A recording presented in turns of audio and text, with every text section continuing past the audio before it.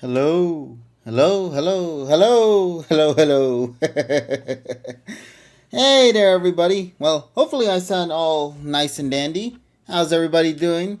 My name is KG Prestige. Welcome, everybody, once again to another exciting week of the PokePod World Podcast, where, folks, we're going to be gathering around to go and talk about things that have been going on within the past week. And, there's quite a lot that we need to talk about because we literally had something just happen not too long ago. I mean, the Nintendo Direct Mini. So we're going to definitely take a chance to talk about that, as well as talk about some other highlights that have gone down, such as this week's episode of PM 2019, as well as talking about the upcoming episode that will be airing after, well, at the end of the week, which is going to be Pikachu focused, and it has unfortunately caused a lot, and I mean a lot, of controversy. So we're going to be talking about as much as we can over everything that has been happening. Somebody says the stream iOS friendly. Honestly, I don't know how Twitch controls whether something is iOS friendly or not. I would like to think it is. I mean, I'm running it right now on my phone just to see if everything audio wise sounds okay. But at the end of the day, it all depends on the service you guys are using and whatnot. I can't 100% tell you if it'll be fine or not, but I hope it is. At the end of the day, um, we'll see. So we're gonna be having a bit of a fun time for tonight's session. Hope you guys will be gathering around. We're gonna have a good time. We're also gonna be testing out the new mic that I'm using right now as well. As you guys know, last week I made a announcement that the mic that I had previously has now left the building. It is in retirement after 7 years. It has finally went to go and retire alongside all the other CDs and albums I bought of X, Y, and Sun and Moon, because it only feels appropriate to put that mic over there, and it is now in the center of it. It only makes sense to keep it that way. And what I'm using right now, folks, is the new Elgato Wave 3 mic that they had just released not too long ago, maybe like a month or so ago, and I got my chance to actually get my hands on one, which I'm using tonight. So hopefully things will work out fine. We'll see how things go and whatnot. But let's hope it's for the better. So I'm gonna go and hop into the call with my buddies. We're gonna go and see how things are there, and then we'll go and continue from that point. All right. So let us go and have a fun session for the night. Why don't we? All right. There we go. Hello. Good Hey, what's up? evening. Yay. How's everybody doing? What's up? What's up? I have Good. no idea what the hell happened with my with the volume on my speakers. It is at low, but everybody sounds high. Honestly, I don't mind that. That's actually pretty good in my end. And Really? everybody's, yeah, I don't know. Maybe it's just my headphones just being all wonky. But thankfully, it has nothing to do with the audio, so I'm happy with that. Weirdly, this is your headphones debut, though, No, no, isn't no, it? No, no. no, it's My microphone's debut. Oh, My headphones are still the same thing, but for, like during the middle of the day when I was watching a video, my headset had just went from like 50% to 100% by itself, mm, despite it not actually raising the volume at all. So I don't mm. know. It was just a little something funny that I thought, and I mean, like, hey, I don't mind. So just felt like something to bring up there. But yeah. So how you okay. guys doing this past week? Everything's all good for you guys? I'm doing Well, okay. there's a couple things I want to mention before we begin tonight. First of all, I want to give our friend and fellow Bronxite Lumio's trainer Zach. Hope to wish him well because he had Yours trainer Zach. complications from wisdom tooth removal last week, and he was in the hospital for a day or so. And Damn, he's back now, and he's recovering. So hopefully, that's good he's news. doing well now. I'm hoping. He said he was on the mend, and that's why he's not making any videos. I know how it is to go through the wisdom tooth surgery, as Oof. opposed, Oof. as it would be 6 years ago next Tuesday. I had all four taken out at once. Do we all have to go through that at some point in our life? Yes, I yes, we mean, do. technically yes, and technically no. I still have my wisdom teeth, and they're not bothering me. Yeah, I still have Yeah. mine as well. My For me, it was two were actually impacted, and the other two were just incomplete. So Yeah, I they had think to the cut them one. out. I think the one on the bottom on my bottom right side is incomplete, but it's not hurting or doing anything to me, so I'm fine. It used to hurt me, but then it just sort of stopped, or maybe Yeah, I just stopped getting that's numb. the same for me too. I think because obviously your teeth move, so they probably just position themselves in a way it wouldn't hurt. Because your body literally is made to adjust itself to avoid pain. Right. So. What was happening to me was that my wisdom teeth would somehow get caught in my gums, and sometimes I would start to sound like a Scottish person. Oy. And some older podcasts, like from earlier, like from probably 2010 to 2014, there were some moments where, you know. So at some point in the pod, you sounded like that. No, not this no, pod, like nope, because I did not meet you guys until 2015. That was a year after. Right, that's right. I thought you met us around the time we were doing X and Y, which was before 2015. Yeah. No. Okay. Yeah, so like I said, at least sometime in our lives, people have to go through that. I know some people, what they would usually do is they would have like one taken out at a time, two, but to have all four taken out at once because of a medical issue, I had to take them out, and I'll tell you that it was hell. But as long as it doesn't get infected, and it's very important that you change the gauze frequently when you go through that. That is most important, as right. KG puts like text on the top right. One more thing a couple more things I want to mention. Next one is there's a channel on YouTube which I suggest people actually watch, because it actually is a YouTube channel that likes to do like the gimbal things and video around Japan. He made a video, it's called Nippon Wandering TV. He made a video called Narita Ghost Airport, where if you want to see Narita Terminals 1 and 2 look completely dead, that is your video. There's like an hour, it's like an hour and 5 minutes. You actually see like the Pokemon store and stuff, and a lot of places are closed.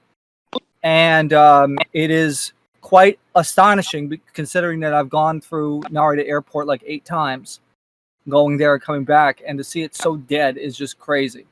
Also, we have to address the 800-pound elephant in the room, and that is, even though we are at stage 4 reopening here in New York City, there are people in Astoria and in Astoria, Queens, and Inwood, Manhattan, Upper Manhattan, who apparently like their Backstreet Boys tickets, and they should be reprimanded for that.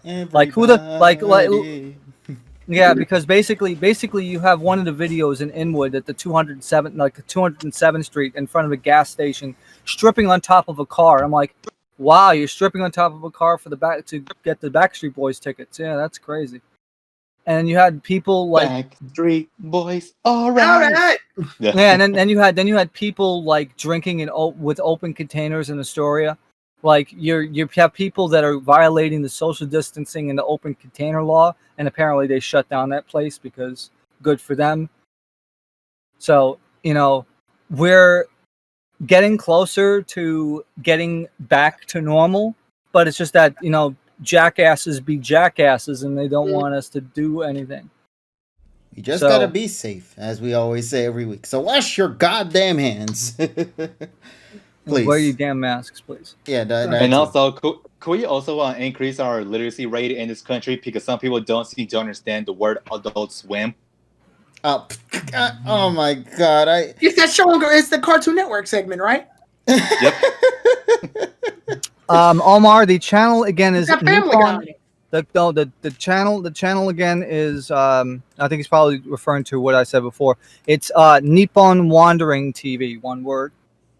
And like I said, the newest video that's up there, or at least what I checked last night, is called Narita Ghost Airport. And also, take a look at that. Just for clarification, what Evie was talking about regarding Adult Swim, not too long ago, I think a bunch of Karens had discovered that Adult Swim was a thing, and they went on a rampage to try to cancel that shit. if memory serves me right with this shit. That sounds. That's about right. I Yeah. was so confused. I'm Oh like, boy. God damn, Karens just want to go after everything at this point, man. It's like they didn't realize that Cartoon Network and Adult Swim are like tied together or something like that. But whatever. I guess that's a thing.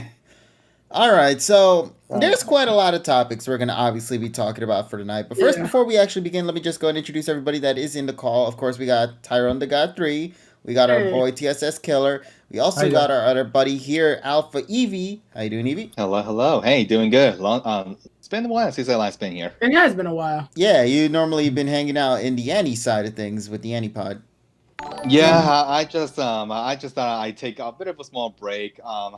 Kind of felt a little burned out from participating in these PokePods. Not saying I was like, I'm fucking sick of this podcast anymore. I just thought I'd just change up my money routine a little bit. Yeah, and also you're on the anime side as well, so we always have more chit chatting on that things. If you guys want to also watch our anime pods, we normally do them on Saturdays, where we do reactions to Snafu as well as reviewing other shows that are going on within the season. This season, we're talking about Usaki-chan as well as Rent a Girlfriend. So if you want to hear our opinions as to the whole anime season in general, come and hang out with us over there if you like. We'd greatly appreciate it. And, Mhm. we have a lot of fun talking about these things and getting pissed off at anime as well. God damn it. Have you ever had like a That's what it's all female about. character that you've just wanted to just throw into the trash so badly? I mean, we technically got close to it. I mean, with what was her name from? Bitch from Shield Hero. I forgot. Oh yeah, Yeah, we literally have a new version of that, but for the slice of Bitch life anime. Bitch male remark. Yeah, the Yep. the slice of life version we basically got for that. So, in Rent a Girlfriend, obviously in episode 2. if you Or have- the simp anime, if you want to call it that way. yeah, the Sim show. There you go. That's The perfect. simp show. Yeah. Exactly. So, we're gonna be obviously, talking about things regarding games this week because a lot has happened. I mean, we recently just had the Shin Megami Tensei show starting other third-party publishers, as well as other games that have released during last week that I thought it'd be kind of fun to go and talk about. But before we get into the other games, let us talk about some of the games that were revealed in what was called the Nintendo Direct Mini. Yes, the mini event featuring specifically, and for some reason people really didn't understand this, partners. Yeah, Nintendo hosted on Monday an 8-minute Nintendo Direct Mini titled Partner Showcase, which features a lot of the games from the development and publishing partners that are releasing games on Nintendo Switch sometime later this year and onward. And it was a very small direct. They actually did announce at the end of the direct that there will be various showcases like this later down the road. So this isn't going to be the only time we're ever going to be receiving it. However, for some apparent reason, people assumed a couple of things. One, that Nintendo was going to show off stuff in this event, despite it being stated in the direct that, hey, we're not going to be showing off games from ourselves, but rather from publishing partners. And number two, people don't understand that COVID-19 is still a thing.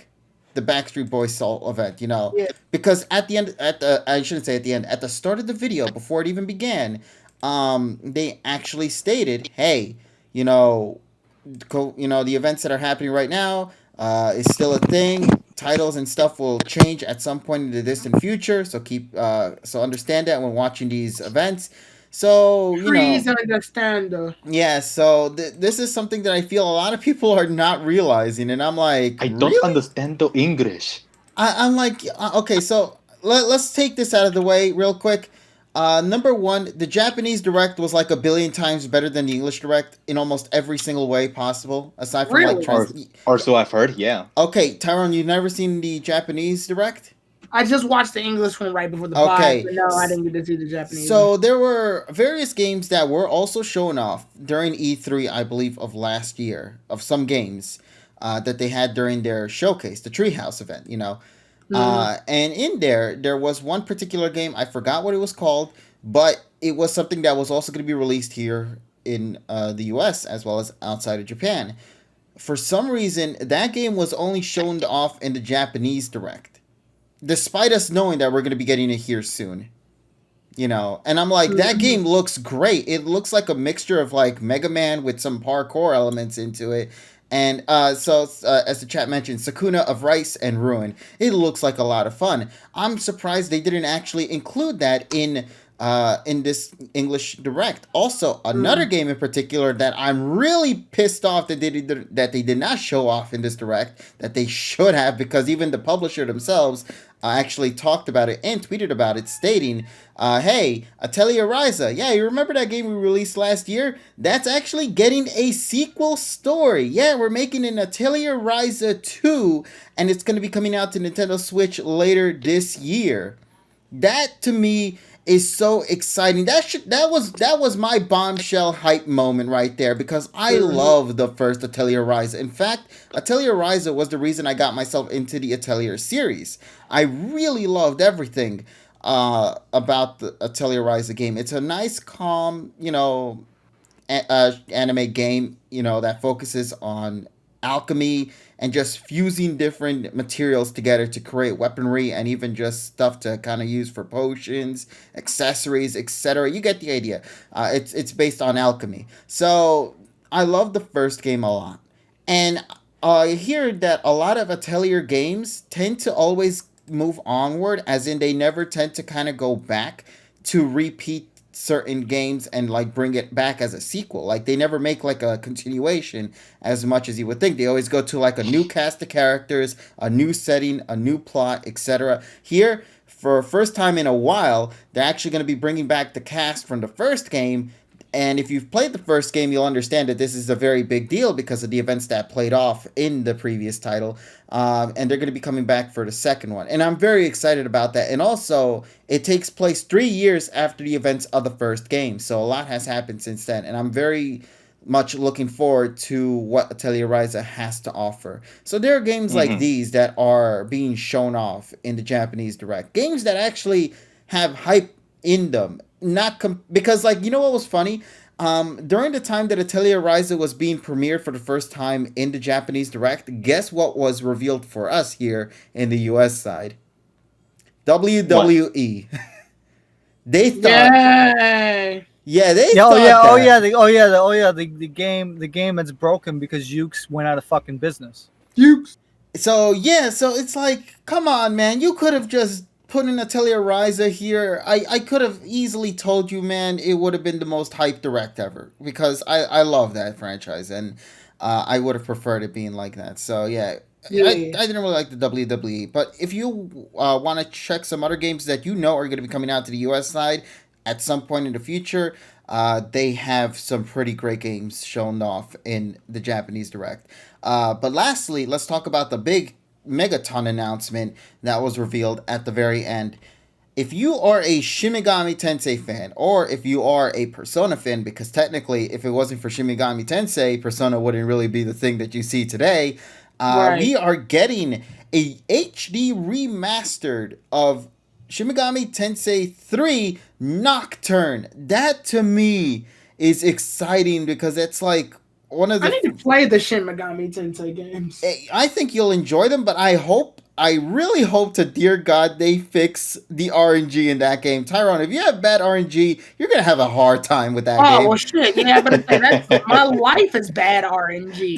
There's a particular clip that's out there that is super popular regarding Nocturne, because the RNG, if it's not on your side, it will kill you. Even before you even get a chance to make a move, you will die. Like, there are moments like that. Keiichi, did we talk about the episode? That is way too early. Well, we're going to be talking about the episode at around 11 o'clock, so in like 40 minutes from now. We're just getting all the other news out the way. Yeah, we're talking about news. In about 40 minutes, we'll definitely get into the review, so we hope you stick around for that. But yeah, so RNG, if you don't have the good luck on your side, you will have a hard time. So there's that. And also, aside from Shin Megami Tensei 3 Nocturne HD, they also revealed soon after that, guess what? Shin Megami Tensei 5, yeah, that game that was revealed during the Nintendo Switch presentation way back before the Switch even launched, and they revealed Shin Megami Tensei 5 then. Yeah, we finally got a confirmation and an explanation as to why the game took so long for it to release. Because for the first time ever, for Shin Megami Tensei anyway, it is going to be getting a simultaneous worldwide release at 2021. That is very, very big news right there. And for Shin Megami Tensei fans, I think fans are going to be very happy because they're not only going to be getting Shin Megami Tensei 5 for the Nintendo Switch, but also Shin Megami Tensei 3 Nocturne HD available on Switch, as well as, if I'm correct, I think on PS4. I don't know if PC was announced for that. I might want to ask you guys in the chat if you can help me out with that one. But I did know that it was also going to be coming out for the PS4 as well sometime later next year. So if you guys are big fans of Shin Megami Tensei or are just curious about giving it a shot, try out Shin Megami Tensei 3 Nocturne HD. It is going to be coming out real soon, and hopefully that will get you excited enough to go and give Shin Megami Tensei 5 a shot as well. It's been a game that's been in development for how many years now, and hopefully the wait will be absolutely worth it. Now, have you guys, have anything that you would like to talk about from the Direct that you personally enjoyed, or is there... Well, there's only realistically one more game that was in the Japanese one. That's the Momotaro Dentetsu, which is a play on Hudson Soft's original Momotaro Densetsu, which is Momotaro Dentetsu is a video board game where you basically are Momotaro, which is the famous Japanese folklore being. And you're basically running a railroad, and your goal is to make money, and you get all this stuff. I mean, there's been plenty of games. Sounds created. like a simulator. It's like a board game simulation kind of thing. You manage your money, you build trains, and you build like railroads and shit. But the total title is Momotaro Dentetsu Showa Heiwa. Sorry, Showa Heisei Reiwa mo Tase, let me see. Teiban, which means a staple in Showa era, Heisei era, and now Reiwa era. So they released all the games in the last 3 eras of Japan. So this is just basically the same stuff that people have been playing since how long? 1988. But obviously upgraded. They upgraded it for the Switch. They made versions for like the PSP, the Wii, the DS, PS2, pretty much all the way back into the Famicom, and also PC Engine. So, it's a really popular board game. Think of it as combination of like Game of Life and like SimCity. You got already my attention there, buddy. Yeah. Think of it, so it's like a board 100%. game. Yeah, so it's like a board game that you basically create wealth and just have fun. Cool. So that's basically what it is. You could look up at various Isn't videos. that the one developed by Konami? Konami, they said that. Yes, Konami, but it was originally by Hudson Soft. Yeah, I recall that, and I think Konami now owns the... That means you can use the Konami code and get unlimited trains. But you won't get unlimited rails. Oof. Yeah, but I noticed the one game too. I don't think we really talked about it, but then again, what's there to talk about? Mostly talking about the DLC packs for Can Dance of Hyrule or whatever. Cadence, thank you. Cadence, the musical Legend of Zelda game. Yes, which is also getting a physical release in October 23rd, if I'm correct. I mean, it looks pretty cool. I mean, it's not, Actually, speaking of physical release, I know this is a little bit out of topic with the mini direct, but KG, I saw your tweet that Goose, Untitled Goose Game is getting a physical release. Yeah. Or is that I found that actually. Yeah, TSS was the one that showed it to me. Apparently, it's an actual difference other than the fact that it's just physical. Like there might be some exclusive missions or something. Right now, I have not heard of anything regarding what could be. I mean, you're going out of your way. Like it should be. At the same time, though, maybe it's just for those who don't want to buy it digitally, Digitally, and then yeah. they'll get it, physically. Which, to be fair, like Untitled Goose Game, depending on how many units they make of this, it could be a very rare uh, game to own. Mm-hmm. But let me check if there is anything that's going to be new I know to. they did that with Sonic Mania, where Sonic Mania, the physical release, what you get, you essentially get the same game, and if you get it plus, obviously, because I think that came out around that time, you get the plus, but also you get like if you want to go even further, you get a little extra stuff. Like I think they made an exclusive reversible case, so it looks like a Genesis game. Yes. You get like a physical Sonic standee with the Genesis thing, and that's if you go out of your way to get the physical. It also came here in we an go. art It's book. got It an also art came in an book art and book. stuff. So I expect the Goose game may have like a small little Goose figurine, maybe a Goose amiibo or something. That'd be kind of Yeah. cool. And Donnie Arts mentions Yokai Watch 4 coming out, maybe for the West. I'm hoping so, because right now, actually, the funny thing is I just bought the clear guide for the game, so I'm going to be reading through that, obviously Japanese. Mhm. But also the new Yokai Watch Waigakuen game came out. It's more like the school life kind of thing. If you look on Level 5's channel, basically it's like a free for all like life game. You battle and stuff, and it looks pretty cool. It has different elements in it. You could check out some trailers on Level 5's YouTube channel. Also, I just want All right. to Plus the opening is cool. I want to add some confirmation towards the physical release of Untitled Goose Game. I went to look into it. Tyrone, good news. The Untitled Goose Game actually has a limited edition version known as Lovely Edition.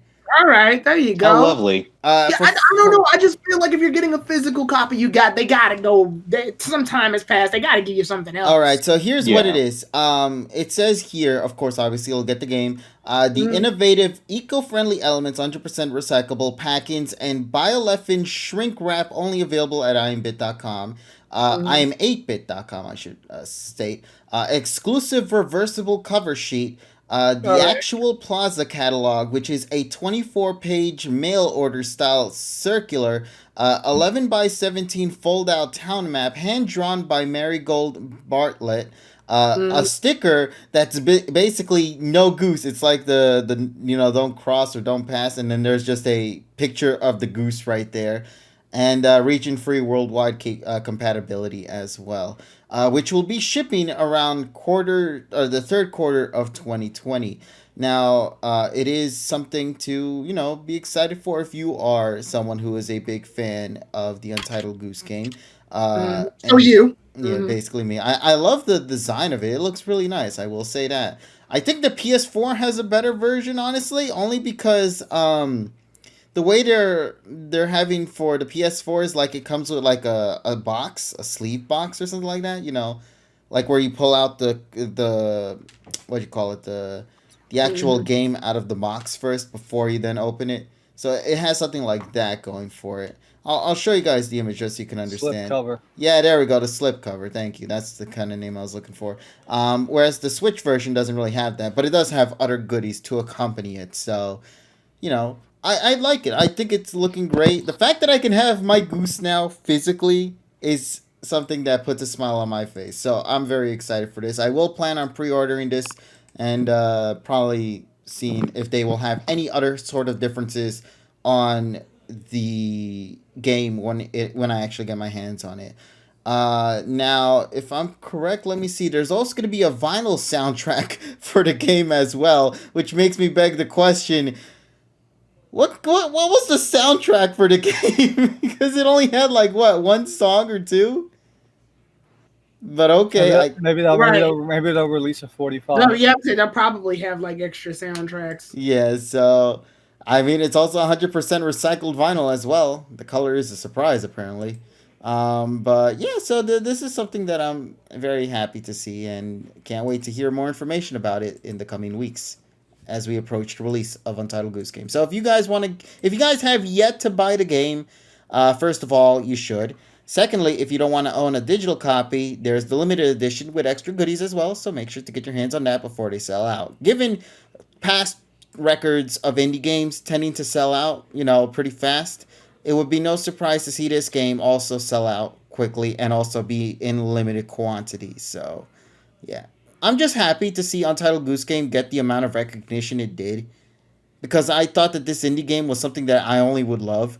But to see so many people grow attached to the goose as time passed on before it eventually released, and seeing everybody enjoy it overall made me very happy. And I'm happy for the developers of House who worked on the game and made it a thing. And hopefully we'll eventually get a sequel to the legendary goose. He is a mascot at this point. He's a mascot, that character that can definitely shine in the world of video games. I mean, hell, he became the game of the year for one of the award shows. So I mean, anything's possible, correct? So yeah, fingers crossed. But yeah, so video games overall, what more can I say than looking forward to all the games that are out there. And yes, folks, it is unfortunate to see that, yeah, there were not much revealed in the Direct Mini overall. But they did state that they will be having more mini directs later down the road. So don't let this be the only thing that you're going to be, or don't let this be the thing that, you're only going to be getting. No, there are more things coming soon, So look forward to those when they drop and when we get information on short enough. But until then, though, yeah, that's pretty much all I got to say on the Direct Mini. And just, I'm happy for the Japanese side. The English side can go suck.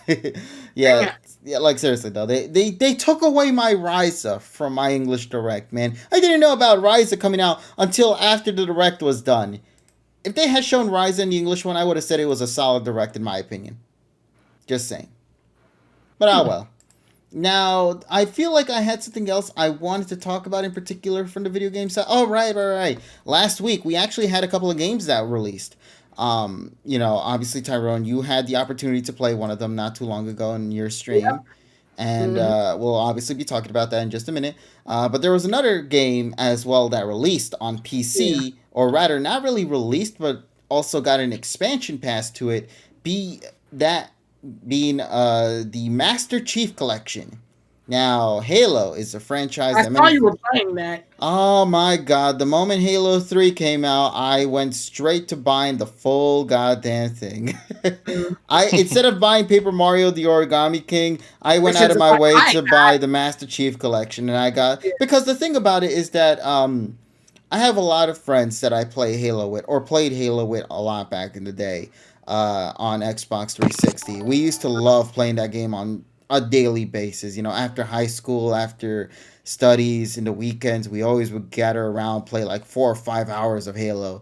And when we discovered that Master Chief Collection was on PC, also coming with Halo 3 as well, we all just huddled up. We put our money down on buying it, and everybody just went back to playing the old games from the old days. Because one of the things I loved about Halo 3 and the multiplayer side of things was the creativity that came along with it. Because Forge is a thing, and therefore a lot of creativity in multiplayer maps can be unleashed. We have like racing modes or capture the flag modes or get to the finish or zombie modes. Like there's a lot of variety, and people tend to make some very creative parkour maps or racetracks or stuff like that enhances the game and just makes it so much more fun. Like there's a particular mode where it's like everybody's on a Jeep and they have to try to push the other person who's driving the vehicle out of the field and land themselves into a field of mines, and the last person standing obviously wins.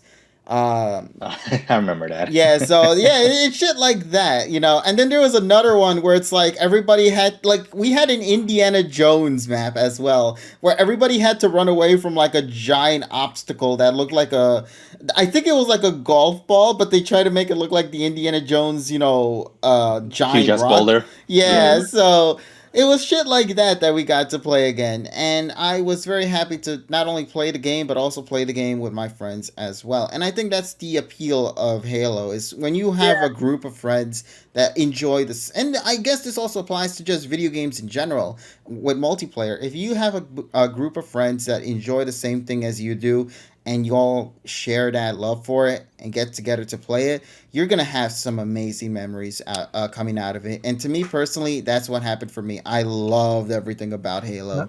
But before I, finish, I just want to say, Halo's out. go and give it a shot. If you haven't had a chance to try it, you can buy individual packs for like what, $9.99 or something like that, or get the complete thing for $40.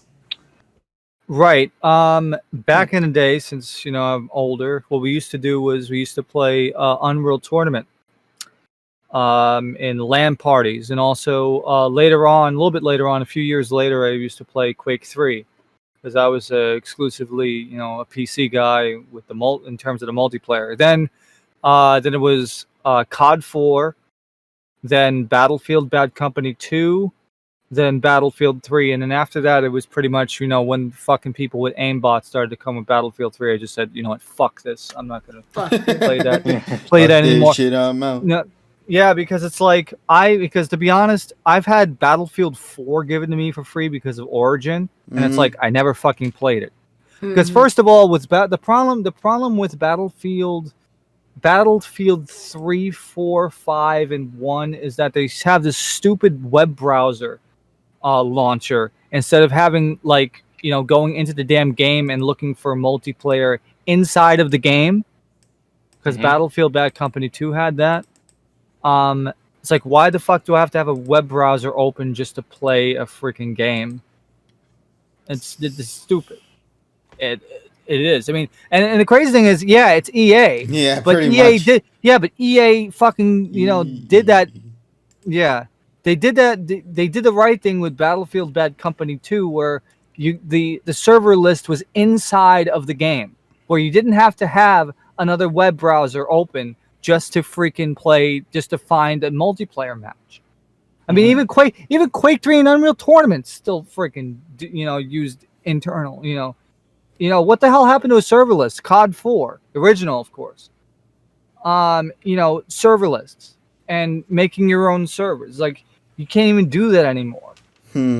Because they want total control. It's like, oh yeah, you could have a dedicated server, yeah, but you got to run a fucking VPS. You can't just like run it off of your computer or something anymore.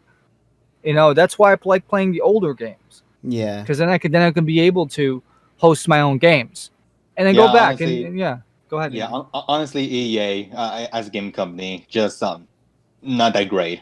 Like just in general, like just not just outside of Battlefield, but of course with other games such as FIFA and Madden. This is why people could give two shits about EA games nowadays. Or yeah, I mean Star Burnout. Wars. I mean even the new Burnout Paradise. I haven't tried it, but apparently some people are having issues with it. Yeah. And of course the abomination that they made which was Need for Speed shit, as I like to call it. Yeah, says Donnie's already saying he eats shit. Yeah, but that's what it is. Yeah, The Need gear for Speed. shit. Yeah, but it's Need for Speed shit and shit 2. Yeah, switch to the gear shit.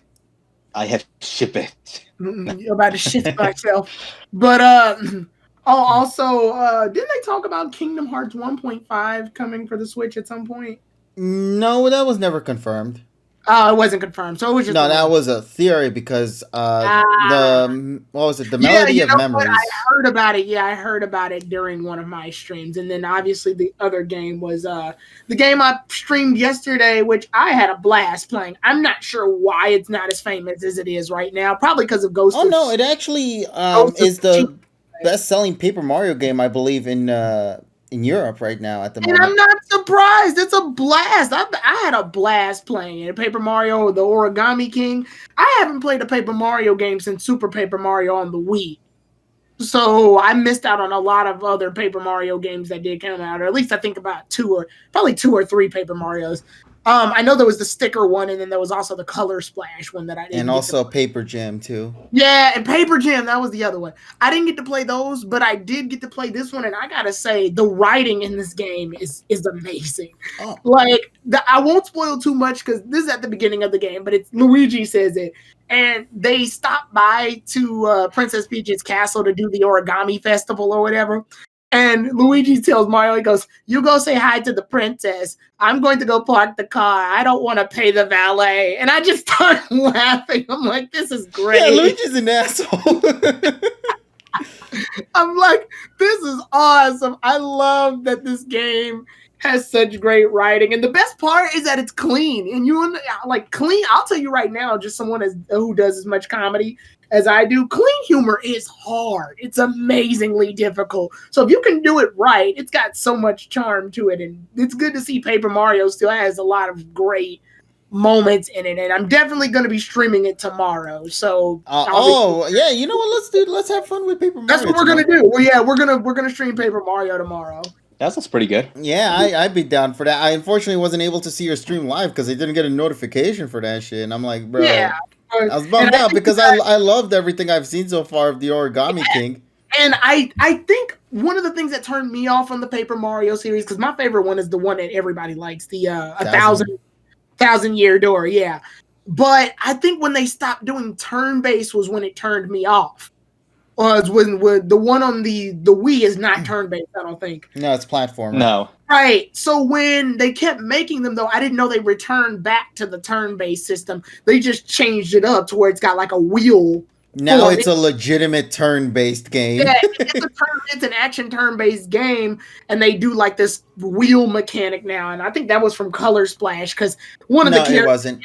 Oh, well, this is a completely new battle mode system. One of the characters makes a reference to Color Splash in the game, and I thought that was pretty hilarious. So, yeah, I do like that. And I was having fun just playing the game and reading the character. Reading the character's dialogue is the best. Like, even a character you think is insignificant, like a Goomba or a Koopa or a Toad or something, says probably the most hilarious stuff I've ever heard. Yeah. I want to just add something cool. Because, like, if you're really liking the Origami King, honestly, I think you will love the writing in Color Splash. It has some of the most funny, humorous writing into it. I know Color Splash is infamous for that one part with the Shy Guy. Is that right? Oh, yeah, the emotional Shy Guy moment. I'm just going to say right now, that shit hurts. Yeah.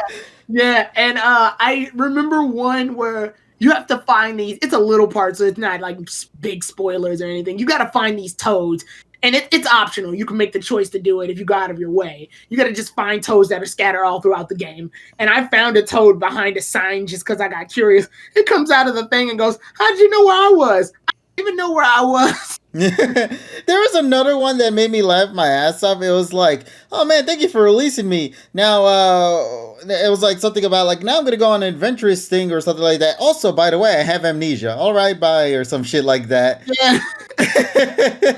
Like, I forgot what it was in the line in particular about the toad with amnesia, but that shit had me dying the moment I heard it. I saved a toad that's apparently in charge of the weapon shop. Uh-huh. And he goes, "Thanks for saving me from my 18-hour job. Now I got to go return back to the weapon shop and put out that fire that obviously I started in my head because I'm not there at the weapon shop." I'm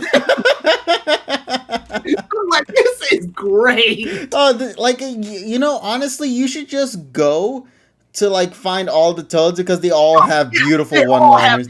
All of them. I was gonna say, talk to everybody. Everybody has something hilarious to say. It's great. Like one Shy Guy is like, "Oh, in order to get into the sewer, you're gonna need a manhole hook. You'll find another Shy Guy. He's red, but not nearly as handsome as me."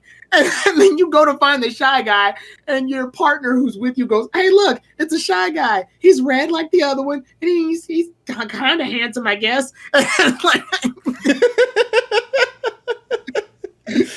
It's great. I love the fact that they're so self-aware. Yeah, like the humor in this game is absolutely brilliant. Bowser's a riot. I love him. Like in this game, Bowser's a riot. Oh my god! Like later in the game, you're gonna find some moments with Bowser to be some of the best. We're gonna go through it. We're gonna go through the Paper Mario. Okay, by any chance, did you encounter another character? Like, how far did you get into the game, by the way? I want to say I clocked in a good 3-4 hours. I want to say, yeah, I streamed for about 4 hours, which is probably what I'm shooting for tomorrow too. I clocked in a good 4 hours, so I want to say I got up to the part where I need to do basically the first big, I'll call it the streamer. For those who don't know, I'll get into context when I stream it tomorrow, but obviously there's different colored streamers to represent different chapters of the game. So I'm basically towards the end of chapter 1. Okay. All right, because I just want to say right now, I need to make sure that you do something hilarious for part 2 then. Yeah. But I'll keep an eye when we get to that moment because So that's to talk to you guys in the chat too. If you want to see me play Paper Mario: The Origami King, check me out tomorrow at around, I want to say at around 7, around 7 Central. I'm gonna probably try to get it started at 7 Central. That way, we'll be playing it for a bit because it's an RPG, so I feel like I need to play it for a bit. Right. Yeah, because there's going to be no playing that once a week. Like if I play that once a week, I'm not going to make it that far at all. So I'm going to try to do multiple parts. this is a game that's gonna take a while, but it's because you want to find everything, you know. Yeah. Nessa said she. Oh yeah, I'm one of those kinds of people too. Yeah. Nessa said she enjoyed the voices I gave because I gave everybody voices. I love this one toad as well. I'm just looking through some shots. It's like they buried me the deepest because I'm the one they were afraid of the most. Now vengeance will be mine. It's great. Okay, so before we head into the episode for the week, there's only one more thing I'd like to talk about, and I forgot to talk about this at the beginning of the show.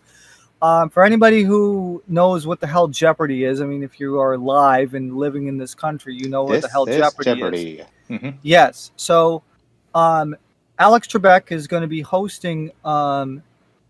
He's recording segments from his home, and Jeopardy and syndication right now is running old episodes from now until August the 14th.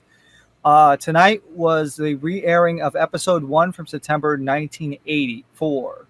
Oh, so nice. This week, I believe it's going to be 1980s shows. The next week is going to be the hilarious celebrity tournament with where Regis Philbin was on it. I think we were in like 1994 or 95 or something like that.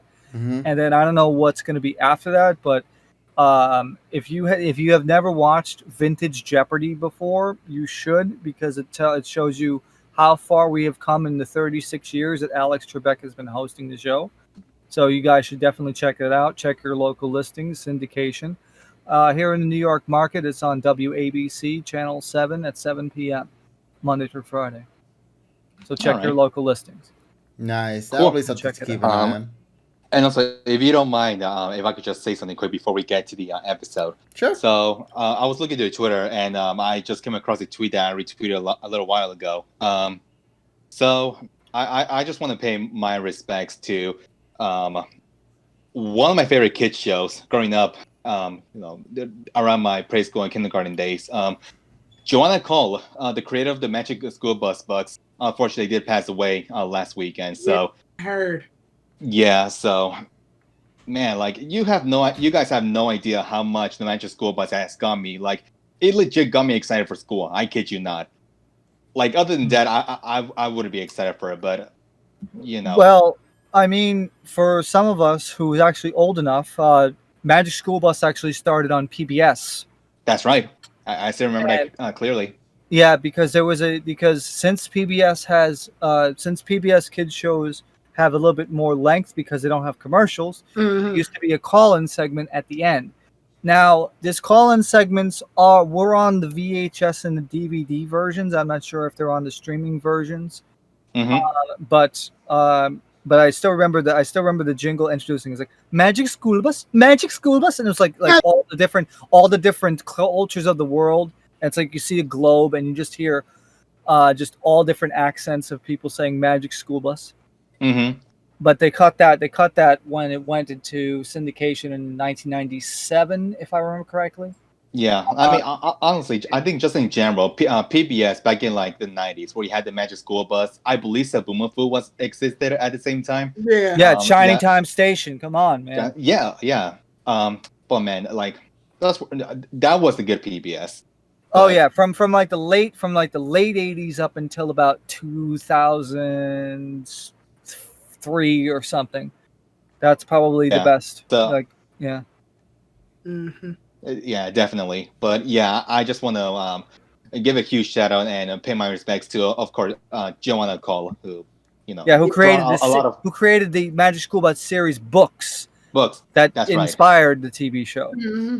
And gave us probably one of the catchiest tunes in cartoon history.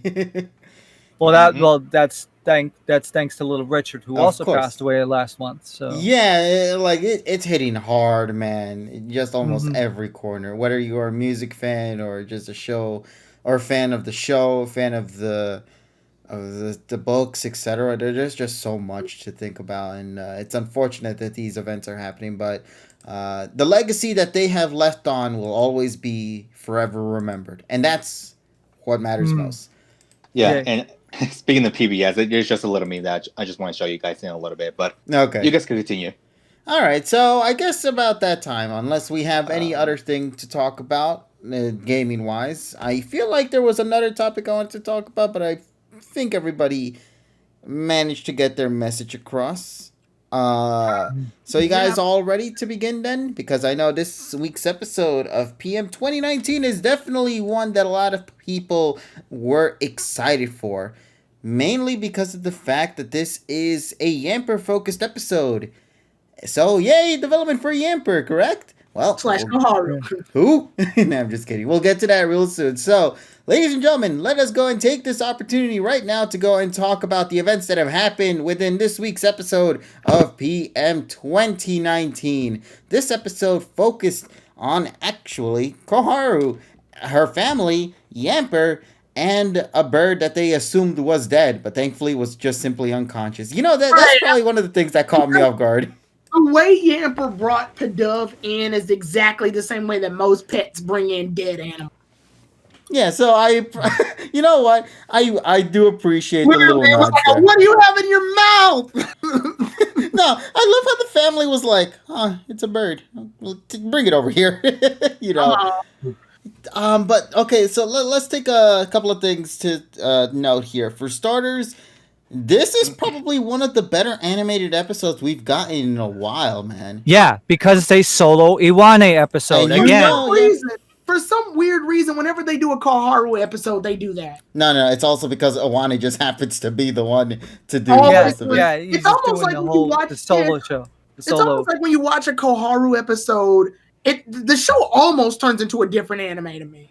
Yeah, and this is what I wanted to kind of like talk about. For starters, let's just praise Awane for delivering on this episode. This was such a solid episode, in my opinion. I love the animation. The animation was what really gave this episode its just desserts and just really popping and getting the message across that it needed to I'm do. weirded out the battle between Pikachu and Riolu looks better than a good chunk of the battles that have happened so far. Yeah, in the past couple of weeks. Yeah, I know. Right. So like we mentioned, Iwane, when you know Iwane's in the field, you know it's gonna deliver, and I'm very happy to see that Iwane really went out of his way to just make a good. Like the one scene to where Pidove was like looking at the magazine and it began rolling on the table. Like that was way too crisp to be honest. Like the animation was so silky smooth. I was impressed by that. I was like, bro, this episode is beautifully animated. So. Yeah, in regards to that, I am very happy that this episode was beautifully animated. And on the screen right now, you see what I like to call Yampas Yeah. or one shitty. I keep forgetting that thing's meant to be in the shape of a heart, but because everybody's just more focused on the butt side, yeah.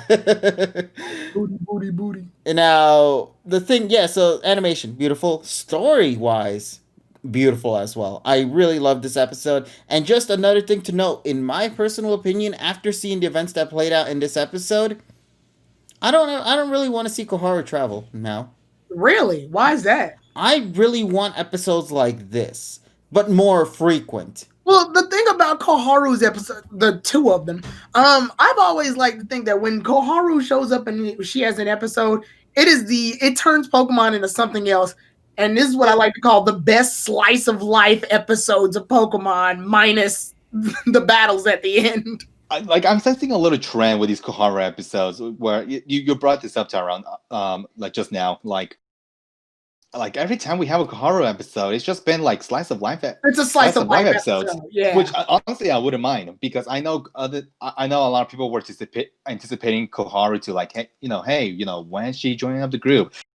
I would be against just having her stay behind and just bringing slice of life episodes if that's going to be her role in the series. Yeah, because Koharu, I feel like when they make an episode of Koharu, like Ash and Go literally get only one scene, and that's just to show that they're still at the lab doing stuff. But the main focus is on her and whatever's happening there. And I feel like what the show does at this point is that it tries to create a world that has Pokemon in it, but but it just happens the focus happens to be on what Koharu's doing at the time. And I think it's a weird but interesting direction that they want to go for it. Like Koharu brings this weird sense of what would happen if we made a world that isn't about Ash and Go, but it still has Pokemon in it. Yeah. And that's what Koharu has been thinking about a lot, if you think about it, because in the first Koharu focused episode, she was saying that, yeah, she's just a normal girl who just happens to live in a Pokemon world. She doesn't really know how to connect to Pokemon because she never really thought about it, you know? And now you get into this episode, and it kind of tries to push herself a little bit closer to Pokemon. In fact, the narrator at the end of the episode kind of talked about that as well. Yeah, she slowly stepped up. A little closer to Pokemon. This is a nice picture, by the way. I would love frame this. This is like, once again, this is a beautifully animated episode, and even the in-between frames just look as beautiful as well, man. It's really smooth. I loved everything. Well, in fact, I never thought I would love Pidove as much as I did thanks to this episode. And not to mention that I called this a few weeks back, several weeks ago, that we're going to get more backstory, and we did. Yeah. Okay, so who else can raise their hand in the chat and maybe here in the call that you really do genuinely agree and believe that your past self is worse than your present self? Oh, well, yeah, that's always the case because you're a kid, and obviously when you grow older, you're learning. So. Yeah, I really love that moment right like there. Sniffing markers, and you don't do that anymore. Oh, God. Yeah, because like... you don't. I still do that. Strawberry. This one smells like poison. But, ooh, this is the good stuff, Jesse. But... it says Expo, Jesse. But yeah, like you stated before, Koharu was a bit of a brat, which obviously that makes sense. It kind of still goes into her character today. She just toned it down a lot. Oh no, like she even in the beginning of the episode, she got pissed off. Her first line was just her pouting at the fact that she was in a magazine. Well, technically, because her mother drew that. Yeah. Oh yeah, the character that's based off her bedhead. Which is basically just her. And then even Koharu's brother was like, "Oh my god, that's her." Yeah. I love it. I love that. And it always warms my heart when I see Koharu's mother because it makes me realize that's right. Other occupations in the world exist that don't necessarily have to be Pokemon. Yeah, she's just an illustrator. She's an illustrator, yeah. So I like that they're building like this nice little world. And I strive to be as happy as Professor Sakuragi is when he's just sitting in the kitchen with his family because they look like a family. Yeah, like that's the kind of family you kind of want, you know? Yeah, like while they're going through all of their chaos, he's just sipping his coffee and he's so calm about it. And Sota playing the Switch, I like that. Yeah. Oh yeah, that was nice. Yeah. Another thing too, and this is also another way of development as well. I'm very happy that the assistants were also kind of tied to her past. Well, one as of them was. Yeah. No, even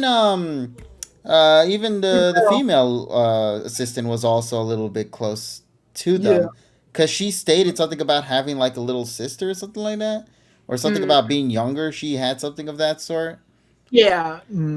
Yes. Well, I mean, the whole episode was about the fact that Yamper was like jealous of the Pidove because they were giving it more attention.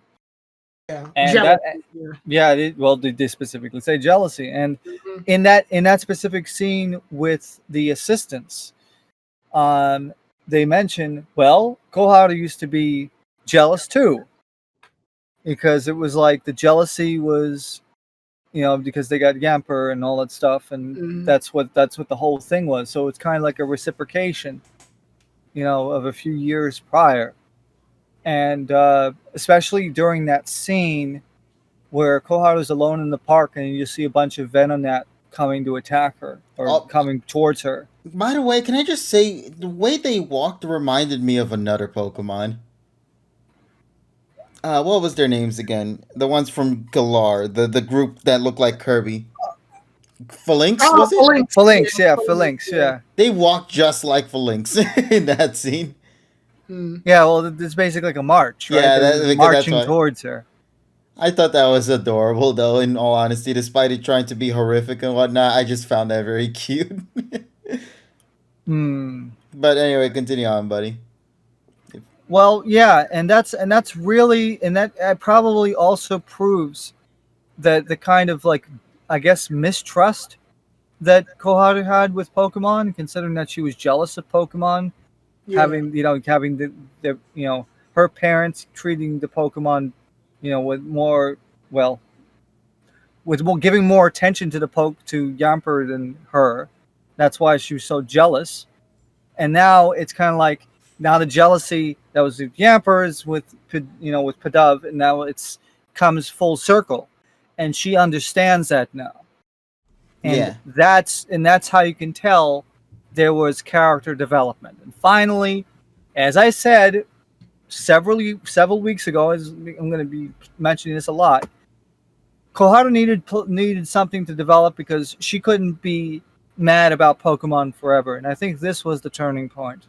Yeah. That Unfortunately, finally, the big issue now, and this is something that is with this series, is just I'm enjoying them, but please let us get more of it because the gap between the first Koharu episode and then this one is a pretty big margin. Yeah, right, but we need more fresh breath there episodes like these. Yeah, Well, to exactly. be the fair, thing about it is, though, if you have, sorry, and I'll let you talk TSS because I know you have Sure. more to say. The thing about this is, though, I feel like if we had too many of these next to each other, they'll start to feel repetitive and they'll start losing their magic because both these episodes end the exact same way. Yeah, no, they do, but at the same time, if we continue to stretch it out the way we do, it'll Well, take a long time to there even needs get anywhere for there her. needs to be a happy medium. the only reason why this has happened is we hadn't established Satoshi's main goal, which is the World Championships, and they had to build that up,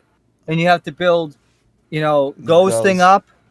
Yeah, so that was the reason why there's a sizable gap, because you have to establish the main points of at least this part of the series.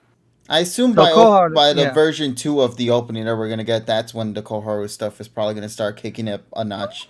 Maybe. Yeah, I mean, we will have to. I mean, we'll have to see what what we get in terms of like episode titles and summaries. But like I said, it's best to just enjoy the moment now, and don't worry about the future. Look at things in the now of and then course. 1 week ahead. Don't think about 2 months ahead. Don't think about a year ahead. Think about now. Just enjoy now. Yeah. So Yeah, that's fine, but I can understand where Cage is coming from because I was a little bit concerned with the length of some of these Koharu episodes, like especially when Koharu was emphasized as one of the first characters being introduced prior to the debut of this series. It's like, okay, like we know who Koharu is, but make a pity why? spoon. Yeah, why are we not getting more of her or more of these episodes rather? Yeah. But yeah, so that was just a concern I have in mind, but we'll see what happens in the future. But yeah, so I guess can we just take a second to also talk about some segments that were outside of Koharu's story in this week's episode as well? Because we also had the Sobble scene, and this is something interesting because, like, I felt bad for Go because he had no control over that Sobble. This is one of the reasons I think Ash probably should have got. Well, Ash or Koharu would be better off with Sobble. Yeah, because Dragonite was the homeboy in this one. He took care of that Sobble. Like he's like, Dragonite, go do that thing to Sobble, and I'm like, Not to mention that the Pokemon had cried enough to fill up a reservoir. Yeah, it even got the giant robot thing to cry too. Yeah, like this feels like it should have been one of Ash's mons just because of that moment alone. They had to write something in between. Yeah, that's fine. But yeah, like KG said, Go had no control over this situation. And you would think he'd be like, oh yeah, just wear the goggles to stop it, but he didn't do that, which is sad because that was a good plan from last episode. Whatever. Probably left it behind, but hey, at least he was able to use Sun Spore. I Yeah. loved it too because like Stun Spore unfortunately came at the cost of everybody also getting hit by it too. And what cost? Everything. Everything. But yeah, so I love how Chad's like, Ash would have been better with Sobble. Nah. Nah. It is what it is for now. We'll just It's just another thing I go just along want to with the point out ride. because it also does point out a little bit of, as we stated before, Go's flaws because he's really not capable of controlling a lot of the Pokemon, but he's gonna learn with it eventually and try to find out his Yeah. own method of taking care of things once Ash is out of the picture. Uh, so you know. I'm excited for more of the Sobble scenes. I was surprised Sobble even made an appearance in this episode because I don't think like the voice acting list actually showed off Sobble as a character, but I think that's because Sobble's also voiced by another character who's also present in this week's episode as well. Yeah, the same thing. Why Shinichiro Miki was credited as Strike instead of the Firo. Yeah, which by the way, let's bring up that bird as well. That bird is MVP bird. I'm just saying. Is that the same bird we saw back then in the Christmas S episode? I don't think so because it sounded more female. It sounded like a female one. It didn't sound Yeah. like because they go the fucking that was like a birded It's the Willem wife, scream. I guess. Yeah, that was like a birded Willem scream. I don't know what the Yes, fuck that was. I'm expecting that or whatever that noise was. I don't know how to replicate that particular. That's Yeah, the William scream. I'm just expecting to just see that. Yeah, some shit like that. I'm expecting to see that at some point in an episode. Yeah. But yeah, so like the Sobble stuff, I thought it was a nice little moment. I think my favorite part was how short it was too. They knew to just have it for like a little moment. Let's just talk about the main part, which was the Pidove. Now the Pidove like crashed into their home, Sakuragi home. They take her in and nurse it back to health, and it just like stands on Yamper's butt all the time. Yeah. And then eventually the climax is the Firo that was chasing it at the beginning comes back, and then Koharu, then then Professor Sakuragi comes out, says, "Okay, you can handle this, Koharu," and then pretty much asks Yamper to freaking do like the spark and scares it away, and then at the end of it, the trainer comes back, which was the leader of the Pidove Racing Club, if I remember correctly. It also made sense because they were alluding to it before when Pidove saw how the bedhead that Koharu had actually is in the scene. And I think the reason that Pidove likes the bedhead so much is because it reminded it of its trainer's hair, which was scraggly like hers. Yeah. And I thought that was a pretty nice touch. I did also I like how it had the Zuda squirrels, in the guy's hair. I did want Pidove to be a part of their family, but obviously, although that is very interesting that they brought that up because I feel like that would be a cool plot point to bring later down the road about it being like the leader. Yeah. Of a squad of Pidoves. Made Pidove act like an actual pigeon because pigeons' memories are shit. Yeah. And they even pointed out in this episode, like, the memories of these poor Pokemon aren't exactly the brightest. Yeah, the pigeons' memories are terrible. But I also noticed I was gonna get upset about Go not catching the Firo because they did it again where he missed out on a chance to catch a Pokemon for laughs. But then I remembered he caught Spearow and Spearow evolves into Firo, so he'll get it that way probably. Yeah, he'll probably get it through evolution at some point. Yeah, because that's a lot easier than just having him catch a Firo. Yeah. And also, I mean, we want to make sure Koharu gets her shining moment. We don't want it to suddenly be overshadowed by a capture, despite the captures not really meaning that much at the end of the day. But at the end, whatever direction they want it to go, it's fine. It's a Firo. We know we're going to be seeing Firos again really soon. We're living in Kanto. I mean, come on. These birds are common, which is kind of funny. We're kicking in Kanto. No. Yeah, and let me see if there's anything else in particular that I really wanted to bring up from this episode, because I know that despite us talking about a lot of the major plot points, There was also some little small moments here.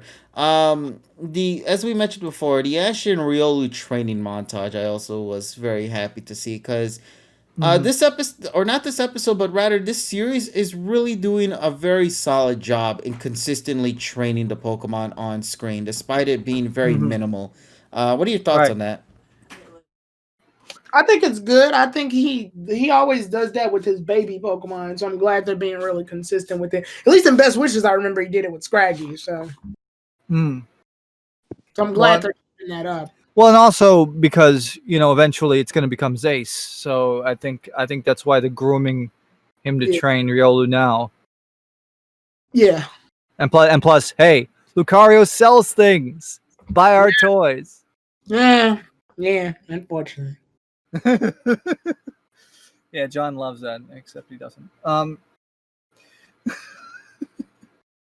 But yeah. Other than that, I like the smart little school scene where Koharu looks out the window, which Oh, means yeah. she's the main character, by the way.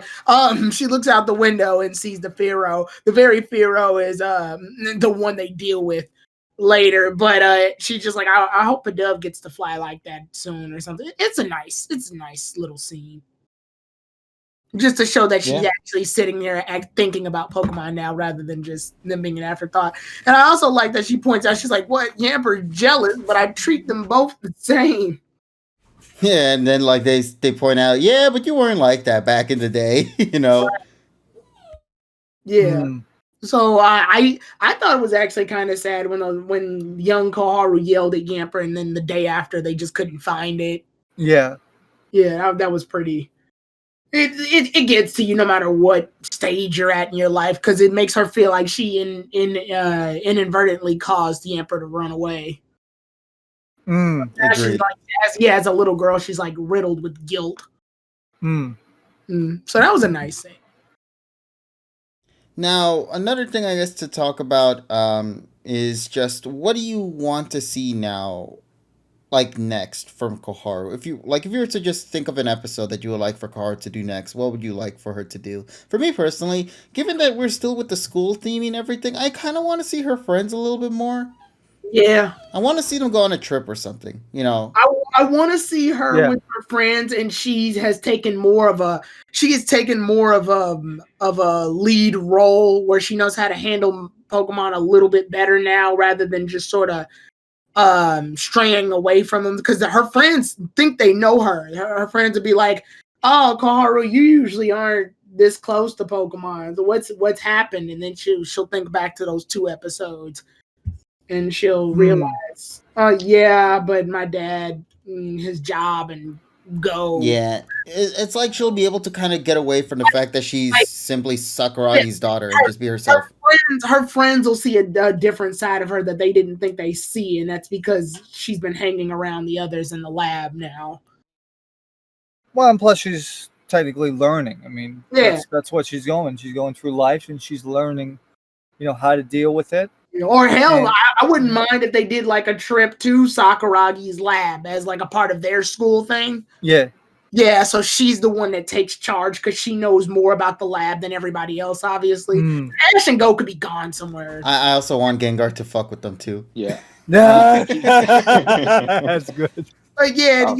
it's like a school field trip to Sakuragi's lab. And obviously, since since Koharu knows everything and everybody, and since she has that running joke where Pokemon love her, I feel like that would actually be a really good episode for her.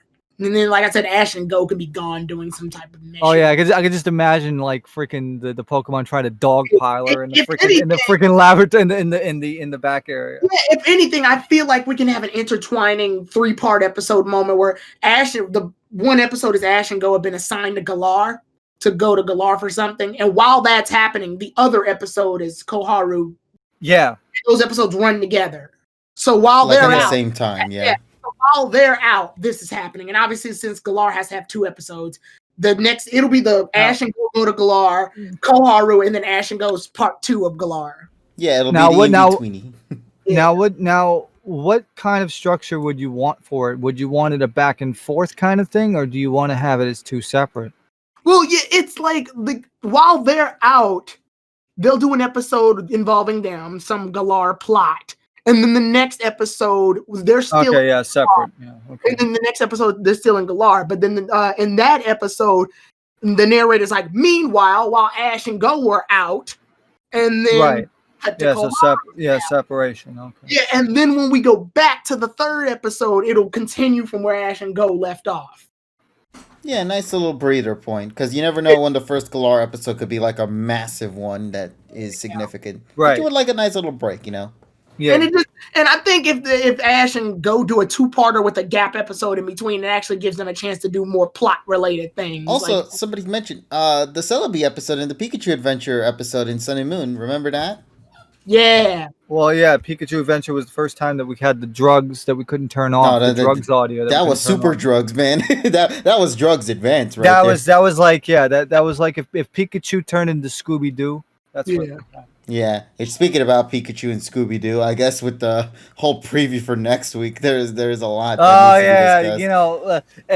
Pikachu didn't get his burger, everybody. Yeah, and also the restaurant ran out of ketchup packets and he got pissed off. Exactly. Okay. I ordered a 6-wing pack and I only got 5 wings. That's shit. No, you got you tried to go to the Chinese food place. You order half a chicken and you're missing a fucking wing. I ordered on fucking number 9, but I didn't get the extra dip. Well, 1 star on Yelp. Here we come. Now, it's not looking good. I didn't like it. I just want to finish one last thing up before we go to the preview. And also, hey Truman, how you doing, buddy? Hey Trey. Go ahead.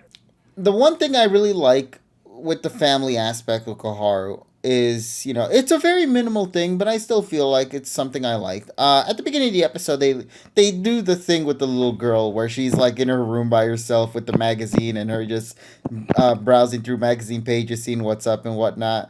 I love little moments like that. It doesn't mean much in the grand scheme of things, but it does add a little bit and reminds folks that, yeah, she's just simply a girl who's just growing and just trying to find herself, And I think that also is what makes Koharu episodes good is because one of the things I always notice is that they're starting to do this thing that a lot of animes are actually kind of abandoning now. Like there's few obviously that are doing it, but it's like the doing nothing for the sake of world building. Like the action is meaningless, but it helps make the world come to life.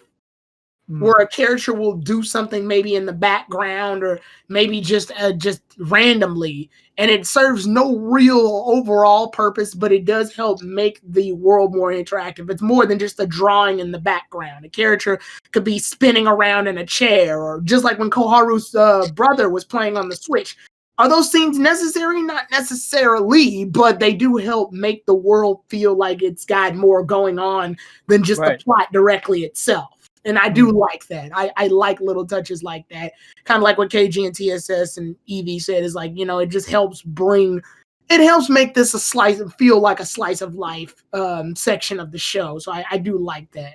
Yeah, and if you're wanting to build a slice of life show with Koharu, these little moments are very important. Like even just the simple clothes that they're wearing at their home. That might not mean much, but it just shows their lifestyle as to how they live in their house and outside. The family dynamic is great. I love it. Koharu's relationship with her daughter and her son as well is also very cute. Sakuragi. Yeah, and Sakuragi as well is just as great. I love the Snorlax bed.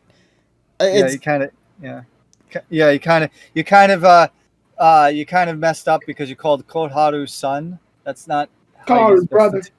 No, I was referring to Koharu's mother and her connection with her daughter and her son. Yeah, but I think that was badly worded, though. That was. That's why I had to stop you because that was funny. Yeah. That was a bad oof on my moment, so I apologize on that.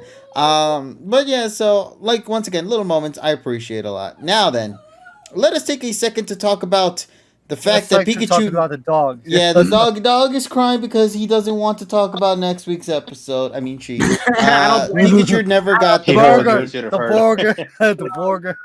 I have a couple of things to say about this. Tyrone, go right ahead because I have an essay of my own to talk about. Oh, okay. Well, then, yeah, I'll get started because this episode it makes me upset. As upset as this Pikachu is, it makes me upset because of several reasons.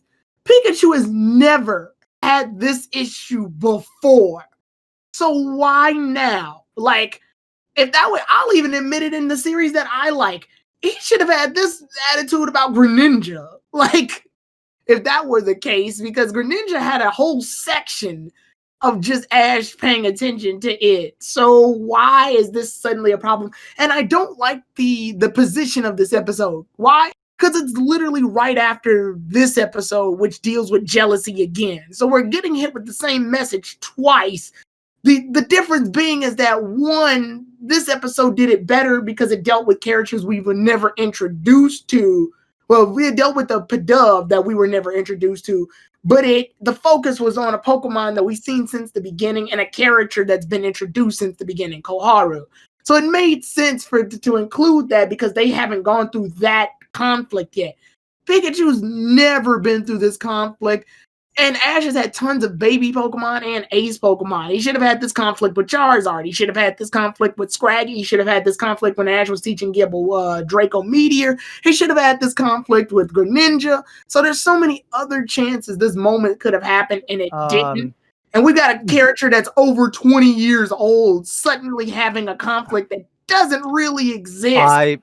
I have the counter to that, and I will tell you exactly. You're gonna have to run back 20 something years to bring this counter. But the counter is this: unlike what Riolu's doing, Riolu isn't fucking pushing Pikachu out of the fucking way. I mean, Riolu is pushing Pikachu out of the fucking way. Scraggy never did it. Okay, none of the other fucking Pokemon did it. None of them did it. But the thing is, though, they never fucking pushed Pikachu out of the way and say, I want to take care of this. Nobody has Pikachu out of bed once. Oshawott almost did that too. Almost. Well, Oshawott did it as a joke. But because that has happened maybe like a few times. But the thing is, though, the other counter argument is this episode is being written by the same person who wrote episode 1 in this case. So now that we have the backstory. Now that we have the complete or the semi-complete backstory for what it was at Pichu, now we're going to see, again, I've been saying this for like the last several weeks. That doesn't make it any better. That just makes it late. Not really. Because because they never actually did something like this. I mean, yeah, I know that's the problem is that they had multiple opportunities to do something like this. And you got to remember the Chikorita stuff was written by the pill drunk guy, so don't even. It doesn't. You can't use that as an excuse because it's still following the same central characters of Ash and Pikachu. Yeah, but you can't. Yeah, but you also can't. Yeah, but you also can't say that. That means this Ash is a completely different Ash than the one from the beginning of the series. But they already established. Well, actually, technically, it is because BW was a reboot. So I'm saying that's not the case though because they threw all of Ash's accomplishments on the wall in episode 0. Well, that's episode 1. Well, 1-0. My point being, they're using the same character and they're using the same. They're using a character that existed from there, so they still have to do their research. And it feels like they kind of abandon it for the sake of this particular conflict with Pikachu. But I feel like they had several opportunities to do this, and they didn't. Yeah, but the thing is, though, they never really had the reason to because we never had the full backstory explained why the fuck Pikachu was so angry before, when at episode 1 of the original series. We never got into that. So now they're revisiting that, which is a good thing because considering that a lot of series are rebooting like Digimon Adventure, which again that's another can of worms. That's actually becoming really good. Now, since we have a person who worked on the backstory for PM19 episode 1 coming back here, there's going to be probably some more There we go. We're gonna get some more flashback moments. You see, needs to catch up. Yeah, I don't know. I just Hopefully. I'm looking. I am feels totally like looking you had to forward. go out of your way for that defense, and it's like it's nothing against UTSS. Yeah, obviously. Well, then again, though, remember you have to stick around. You always like step around the caramelized onions all the time. So I know. I'm it's, just saying, as a narrative, this is a weird.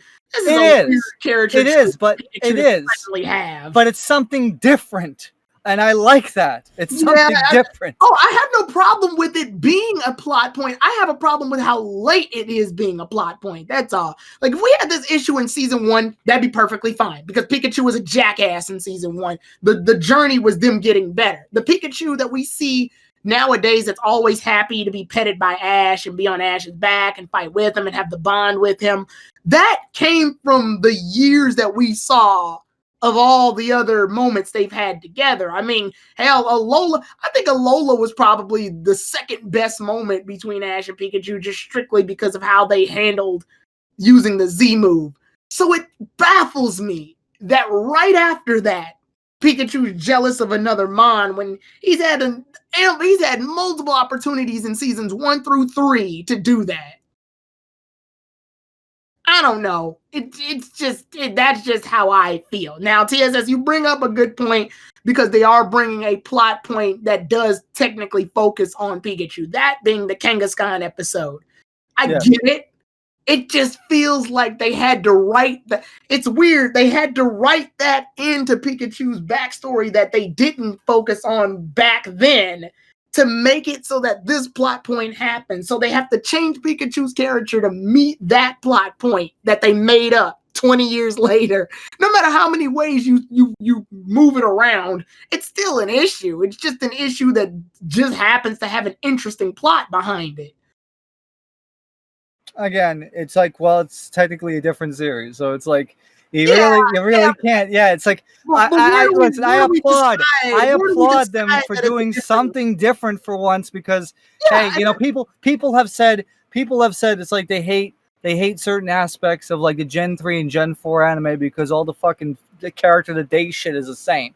It's the same shit. It's the whole thing, and I understand it. Everybody should have their own sort of takes on all this. I'm glad that they're going this route because we haven't had something like this before. Like, okay, the Chikorita stuff, that's a whole completely different can of worms. Because this is going to be calling back to an actual backstory as opposed to just being like flat out jealous. Now I know, and weirdly enough, they in the past series they didn't quite tackle it to the point where they made it a whole episode, but they did. Pikachu's had spouts of jealousy, but they were always reassured by Ash, where like Pikachu would want to fight, and Ash would be like, "I'm sorry, Pikachu, not this time. I'm choosing this Pokemon for this battle." And Pikachu will be upset, and he'll go run back, and Ash will use the Pokemon that is desired. But those usually were reassured because Ash would like pet Pikachu on the head or say, "Yo, I'm switching out for this one." The biggest example being Ash versus Gary, where he didn't use Pikachu in that fight at all because he wanted to use a powerhouse team to fight off against Gary. And Pikachu was upset, and Ash was like, "I need to use the mons that I registered before the fight." And Brock explains that he's using his mons for power.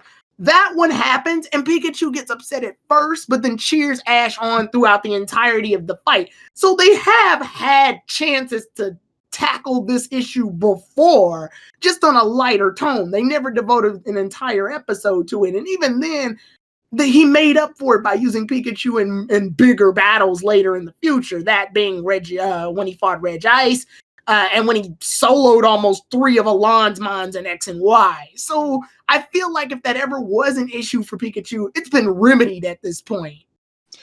Well, I'll say this much. Now, is it weird that we're getting this character change out of Pikachu out of nowhere? Sure, I do agree with that. But it's Pocket Monsters 2019 a bad series to do it? No. Because at least with this series, we have a reason to at least anticipate why Pikachu is jealous and has his character change to begin with. Because honestly, if it had been for the first episode or episode 0, for those people who want to call it that way, you can't help but be a lot more curious if that episode hadn't exist. Whereas if Pikachu would have had this character change in another series, just because Pikachu is just straight out jealous, then I don't know. I would have had it would have had less of an impact. I think it would have less of an impact. KG, please find the Burger King crown and put it on Pikachu's head for me, please. Will do. Okay, thank you. Also, whoever orders that burger has to have a freaking litmus. Like, I think Pikachu said because he dropped the burger because it's about to spill. Yeah. No, you got to put those on Burger King hot dogs. Oh, Burger King! Oh, get the fuck out of here, man! Oh god! Now I know we obviously need to tackle the other part, which is the Mr. Mime traveling with him thing, but I don't have much to say on that. Not right now. I do find it funny that one of the pictures is Mr. Mime doing the hitchhiking lady joke, but that's just Mr. Mime's character has become hilarious since the series started. And I like the Poliwhirl spare tire cover on the back of that Jeep. I just saw that in the chat. Yeah, that's what I was referring to. I wasn't referring to the spare tire being a thing. I was referring to the fact that the spare tire has a design. But you didn't know how to call a spare tire. No, I was referring to that thing as in the actual Poliwhirl's world, not this tire. Yeah, but still, it's the tire cover. It's a spare tire cover. Yeah, let's say the right thing. But I would say it's gonna. Obviously, we only see like very little of what's in the preview, so there's gonna have to be some sort of flashback. Like there's gonna be some more flashback, filling the gap between more of the gap. Maybe not all of the gap, maybe not all of the backstory, but maybe more of the backstory so that we can actually understand and give a damn about it. Mm-hmm. Yeah. And that's what I'm hoping for. And to consider that, well, like I said, same writer as episode 1, I'm already going to see that there's going to be some consistency, and I hope it's going to be great. Yes. I mean, look, I didn't like what I saw from the preview because I was at least expecting some flashbacks. But, this isn't the first time where, of course, it's just a preview. You're only going to get like a small sample of what's happening on the episode. Mm-hmm. Who knows what kind of curveball they're going to throw at us once we get to the actual episode. Yeah, I'm waiting for that. Yeah, so I'm gonna say, and that doesn't mean I'm not excited for said curveball or whatever. I just say, like, it feels like this episode's going out of it. It's going out of its way just based on the trailer, and the trailer's literally its job is to just give us a taste of what to look forward to. The taste in what I got only is an issue to me because I know the character. It wouldn't be as much of an issue if this were a completely new series and we had to wipe out everything Ash has done up to this point, and I only knew Pikachu based on this series. The issue I have, and this is the issue I usually have, this is something you play with because these two characters, Ash and Pikachu, both of them, when you put them in situations, you're balancing a huge pile of food on an unstable platform. Reason being is because they're 20... Someone give me the exact number because I'm tired of saying 20-something. 23. 23. You're dealing with 23-year-old characters, all right? So viewers like us who have watched the series from episode 1 to now, we know the character well enough to know, listen, you're dealing with a 23-year-old character, so you got to do something that reassures me that this is going to work. And I'm not saying that characters who are this old can't be flexible in terms of character development and story plot.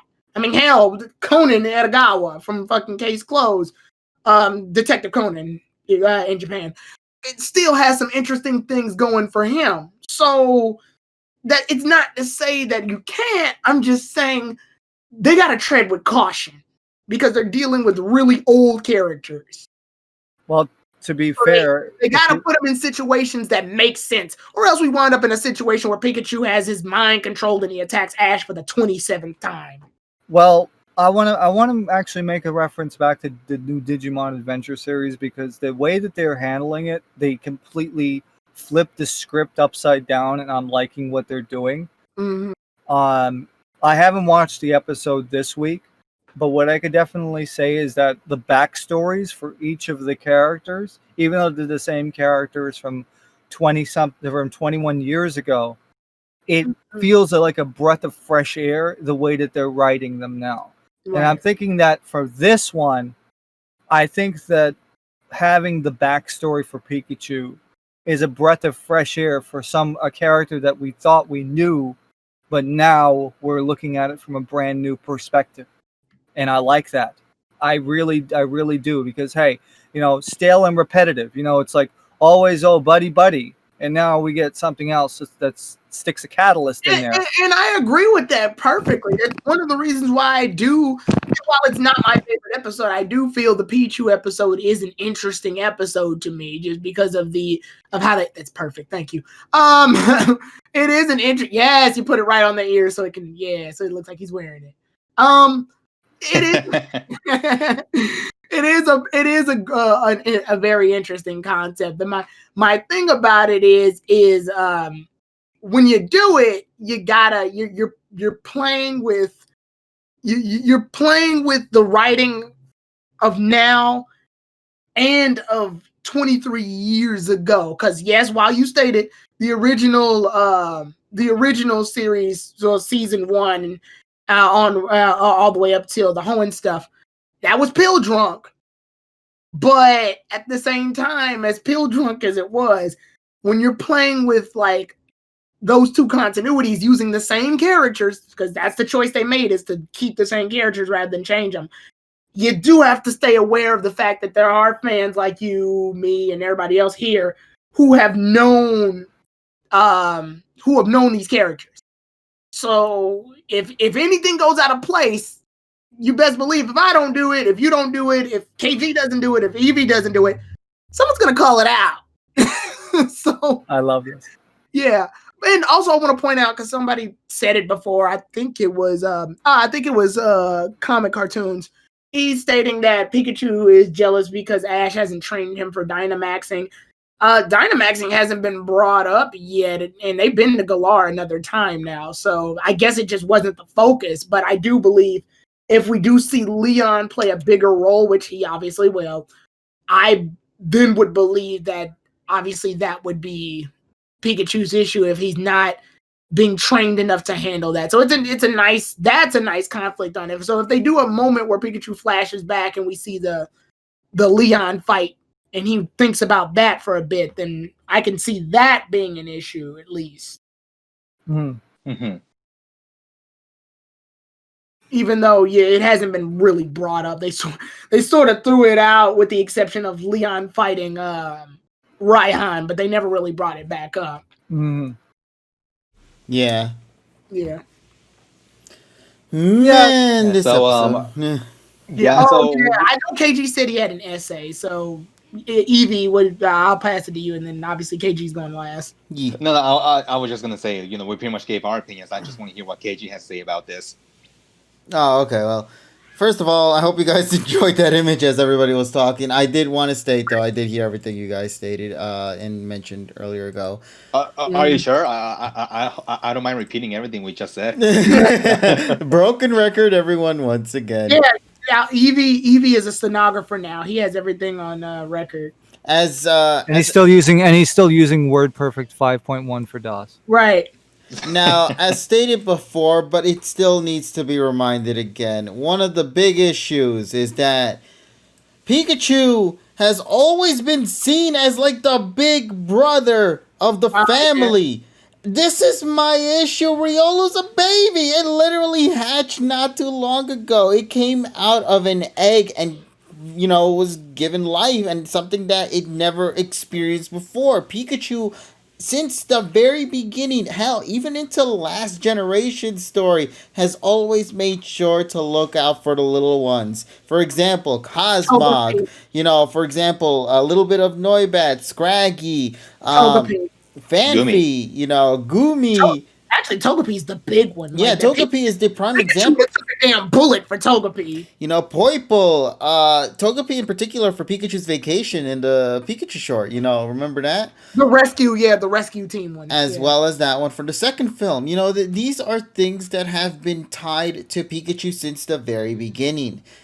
Pikachu has always been seen as the big bro. He's always the one that wants to make sure everything is going fine and that the little ones are having a good time as well, and will gladly take some time out of its way to go and train said little one if they want to. I mean, hell, in this week's episode, what was Pikachu doing? Helping out Riolu train, was he not? So, I actually like that because it shows how far they're getting in their training, where he's upgraded from fighting Mr. Mime's defense to Pikachu's offense. Exactly. So there is signs of growth. This is something that I'm really liking a lot. And I love everything about that. My big issue with this one is that Pikachu, why is he acting the way that he is at this time? And listen, you know, if we want to state, okay, you know, 20 years and all that, if we want to view this as a reboot, here's just one little bit of an issue with that. The very second episode of the series shows off the exact things that we've seen Ash go through throughout various generations. The trophies, the badges, everything. All of this story connects. Everything has been a part of the journey. That means this Pikachu is not like a reboot Pikachu. No, this is a Pikachu. Lieutenant Surge mentioned the battle with Pikachu. That's exactly. And it's not just a Kanto thing. No, it's everything. Kanto, Johto, Hoenn, Sinnoh, Unova, Kalos, Alola. Pikachu has been through everything, and therefore that means Pikachu has also been the big brother for almost every other baby Pokemon that he's also been traveling with since the very goddamn beginning. So what exactly is the change now? This is what pisses me off. I don't mind it. I think this episode could bring a lot of good development, especially knowing that we're going back to Pallet Town of all things. So that means that Pikachu and Mr. Mime are going all the way to go and see Delia over there. Mm-hmm. My big issue, I just don't understand why he's acting this way now. Yeah. And yes, we'll probably get our answers soon. Obviously, even in the preview, it states that, you know, Pikachu has been left in the sidelines a lot. But even then, Pikachu has had this experience before in the past. This isn't new to him. Also, not to mention that Pikachu hasn't been seen on Satoshi's shoulder for a long time. Yeah, but neither has really any of them, honestly. Not you really have to look in between the lines to see it. And again, this is what the whole series is about. You have to have every single like iota of attention to understand. You have to look at freaking background shit to understand. One thing and this is actually a point TSS himself brought up, was the fact that they made that episode with the Kangaskhan, weirdly enough, kind of reflects Pikachu's attitude prior to the episode itself being written, because Pikachu, like KG said, has always been a big brother to the smaller Pokemon, because Pichu himself was being mothered by Kangaskhan, so that caring nature that Kangaskhan had on Pikachu wore off. Yeah, and also treating the Togepi and all the other ones right when they were babies, because Pikachu remembered when it was a baby and it was being coddled. So weirdly enough, the episode of Kangaskhan had an influence before the episode of Kangaskhan existed. Does that make any sense? It's weird, but that's what I'm saying. This is what happens when you're trying to take a show that has rewritten itself like a bajillion times now. And it's almost like saying Goku looks like Bardock, but Bardock was made to look like Goku because Goku is the son of Bardock, but Goku was made before Bardock. Exactly. And, you know, speaking about the whole shoulder thing, Pikachu technically did do that during the Magikarp and Slowking episode, so they're still happening. It's just not as frequent because guess what? Pikachu's busy with Riolu because Riolu's been appearing a lot on the screen lately. You know, so Pikachu's also trying to take care of Riolu. He can't exactly do that while on the shoulder as often as you would think he can. And so there are a lot of things I can understand from both angles, but you also have to understand that also comes included with other possibilities as to why Pikachu's not on the shoulder as well. And, you know, so PTSD. Yeah, Pikachu doesn't even know what he wants to do at this point. I mean, no. What I'm saying is, there's probably going to be some PTSD moment, and that's probably the reason why it's going to go off. That's why we're not seeing it. Yeah. But yeah, so I hope like everybody can understand from both angles. I can completely understand the originality and just the refreshment of how Pikachu is acting this way now because we rarely get to see the side of Pikachu.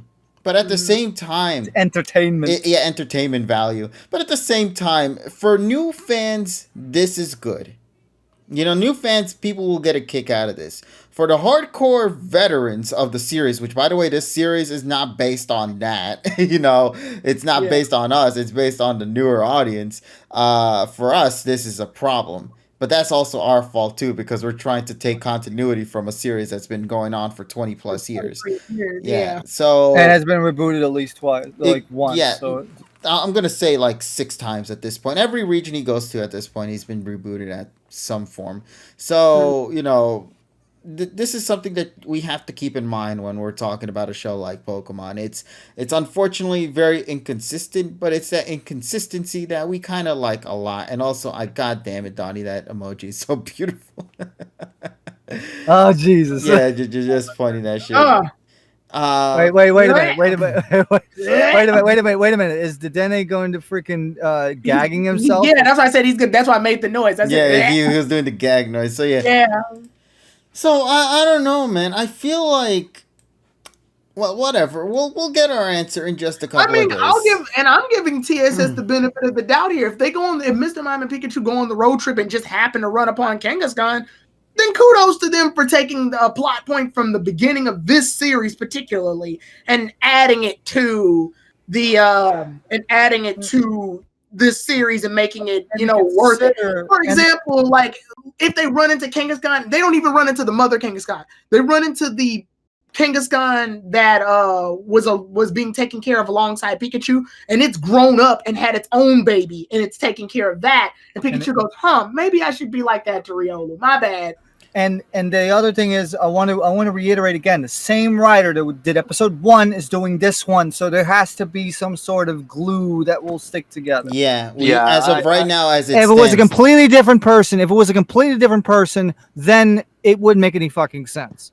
Yeah, just overall, we could pretty much agree that episode 1 is pretty much seems to be the potential saving point for some of these future episodes, especially when it comes to Pikachu's backstory and his development. Yeah, and I'm hoping, because number one, I want to see his burger getting replaced, but also I want to see, I really want to see. I'm wondering. I'm thinking in my head of the possibilities. I'm wondering if the whole thing that drives him insane is going to be like, you're going to see like a PTSD flashback moment, and then it's going to happen, and you can see what the fuck was that flash, and then it's going to be like, it's going to be explained later in the episode. I'm hoping it's going to be like that. So it is like, and Mornox, yes, that's going to be, because same writer, episode 1 is doing this one, and that's why it's going to be consistent. yeah. So again, I'm not minding it. I just don't like that. I know. The people who are just basing it off of a freaking 30-second freaking preview. We've seen tons of previews for the PM 2019 episodes, and the episodes I think are going to suck are actually good. And the episodes that we thought were going to be good sucked. Are going to sucked or not lived up to expectations. But again, I'm not saying overhype the shit out of it, because nothing should be overhyped, because that leads you to failure and depression. Nobody wants that. I am leaving all the avenues open, but I'm feeling good about this. I'm not getting too excited about it, but I'm hopeful that there's going to be some decent script writing in this episode. But considering that this is going to be a story-based episode, I think it's going to be good. Good, the Dasani water, not the naive water. So at least that's good. Evian, that's the naive water. But okay, but that's basically all I have to say. Looking forward to this episode. It's going to be a great moment in Pokemon history. There's no fries because that's greasy shit, and also how the fucking Pikachu holds fries. It has little stubby fingers. Unless it's gonna freaking what? You're gonna dunk his head into the fucking the French fry cup? he's a mouse. I always assume he like both of his hands would grip one fry at a time, and he'd eat it like a mouse would. Yeah, I suppose. That'd be kind of cute. So it's been a while since we've seen Pikachu eat like a mouse before. I like when that happens. Because he is a mouse. Yeah, Donnie, yeah, exactly. Yeah. Why does he have a Dasani water? Because he wants to pay fucking $2 for water. Give him Aquafina or something. I mean, it's not the greatest water, but Dasani is at least it's not that fucking what is it? The base pH water like that shit tastes like fucking you ever lick the fucking stainless steel counter? That's how base pH water tastes. When the Backstreet Boys concert first started and everybody was stealing water and toilet paper, Dasani was the one water that was still like in the shops. Because everybody wants fucking wanted it. Yeah. Because people wanted Poland Spring, they wanted fucking right, they wanted the good water. The good water, yeah. Well, at least it's not the water from Flint, Michigan then. I guess any water is good. Oh, look at that. We got cross promotion. We got cross promotion. Look at that shit. Oh, you got to get rid of the damn. Oh my goodness. He went to a Burger King to get himself a Whopper with some fries. And then he went to McDonald's. What the fuck is his Happy Meal though? The burger has no ketchup. He ain't happy. The burger has no ketchup. He got some McDonald's fries. He bought a ketchup bottle to put some ketchup in his burger. The goose stole it. And then he asked for a fountain drink and got himself a Dasani water bottle while still giving the BK crown as his now all we need now is a Frosty. From Wendy's. I was getting that. That's what we're talking about. This is probably debatably one of the best PokePod pictures we've had in a while. In a long time. Yeah, that's better than Grabama. That's better than Grabama. Yeah. Please put this on Twitter, as Ebometric said. Somebody just take the screen cap and you got it, buddy. We got to stop talking on the fucking chat. Yeah, I'll just turn off the chat box for like a second. There you go. You could go grab. But we need. Yeah, but we need the Frosty though. We need the Frosty. We need the Frosty. We need the Frosty. We need the Frosty. Let me get that Frosty real quick. Hold on. If I could find a transparent. Oh, here we go. Here we go. Got me a Frosty. Beautiful. He needs a toy. What the fuck? I got the perfect toy for him. Hold on. I gotta get this shit real quick. Hold on. Arby's curly fries? No. We got like 10 minutes to kill. No. Pikachu can do better than Arby's. Come on now. No. Arby's, no. The onion rings. Ugh. Arby's, no. That shit's good. I don't like onions. That's probably why. The Arby's onion rings, the fucking big ass ones. I just love how we're just piling more shit into this. It's great. It's just gonna be a never-ending source of shit happening right now. Hold on, let's get that Dasani drink real quick. There we go. I mean, not Frosty. I'm sorry, but we gotta make it small though. We gotta make it small. There we go. We'll put that right there. Yeah. In the meantime, why not just put like the Chuck E. Cheese's mascot right behind Pikachu? No, he's getting a toy. He's getting a toy. Yeah, he's getting a toy now. Yeah, let me give him the toy real quick. Hold on. If I could grab this one image here, that'd be great. There well, we already have the Frosty, so that's a milkshake. Yeah, there we go. Yeah. Okay. Where you put the fries was fine because it made it look like the milkshake was actually taller. Oh, okay. Yeah. There we go. Like that? Yeah. Okay. Yes, I've heard of people putting fries into their damn fries. Oh no, dude, Wendy. You know what? I'm gonna say this. Wendy's fries and a chocolate Frosty is fucking good. I've heard people say that. I tasted the fry and the Frosty. Not a fan. I don't know. Just not me. I mean, I'm sure there's people who like it, obviously, but it's not for me. It's not a me thing. It's kind of like if you had like a sweet and salty together. Yeah, I get it. Yeah, because sweet and salty can work sometimes. For me, not for this. I mean, you gotta have a certain talent for it. Usually, when I'm eating my fries, I'm eating them hot. So it like once I'm eating them with the shake, I don't know, it just counteracts each other and it gets weird. Well, with the Frosty, the thing is though, if you put it in the Frosty, it actually clings onto the fry, and that's why it's better. I would never dunk a McDonald's fry into a milkshake because that shit will like leak. It's a leaky mess. It's a What chocolate flavor? Frosty. It's a chocolate Frosty. Yeah, it's chocolate Frosty Goggle Master. You can tell because it's like a light brown color. Yeah, it's chocolate. Yeah. I don't know. Would have guessed. Yeah. Oh, you never been to? Oh, you never been to Wendy's? My personal favorite is the strawberry. Wait, you never went to a Wendy's? Who never went to Wendy's? Oh, okay, so you are the last. I mean, I've been to No, Wendy's. no, but I who never had the went to shakes. Wendy's Goggle. though? Goggle man. Goggle Master. Dude. I've never been to Wendy's. You know, yeah, you're right. I can't say shit. Never mind. I'll just... I haven't been to Arby's. I Wendy's- haven't had an Arby's Yeah. milkshake. Now it depends because Wait, I you would said you've never only been to do Arby's? I would only do Nope. I would only do the frosty dipping, You're lucky. the fried frosty dipping during the summer. Mm. Oh yeah. During the summer only, not during the winter time. Because wintertime I want the stuff to be hot. Now KG City had the perfect toy, so we're waiting for that. Yeah, there we go. Oh, there it is! Ah! Oh Jesus Christ! There you go. Happy set. There you go. I hope Polly's seeing this. I'll get her. Hold on. I'm gonna let her know. Okay, turn off the chat. All right, Folks, we're gonna be all right. Screenshot the shit out of this. I when could have the chat sworn disappears. OBS had a screenshot capture. Hold on, where the shit is that? Does it not have one? It should. I screenshot it up on my end. Okay, well, good. I'm very grateful for that. Yeah. So. Well, you're gonna be recording it anyway, so you can also Yeah. like make a full like Yeah. screen cap for that. Exactly. There you go. This is perfection right here, ladies and gentlemen. Perfect. So, just for context to explain what's going on here, Pikachu went to go get himself a kid's meal over at Burger King and wound up with somehow a Whopper. Five Guys burgers, a McDonald's fries, Wendy's Frosties. He asked himself for some fountain drink of like a good old Coca-Cola, got himself a bottle of Dasani instead, and the people who are working in the place are saying, nah, you're getting that.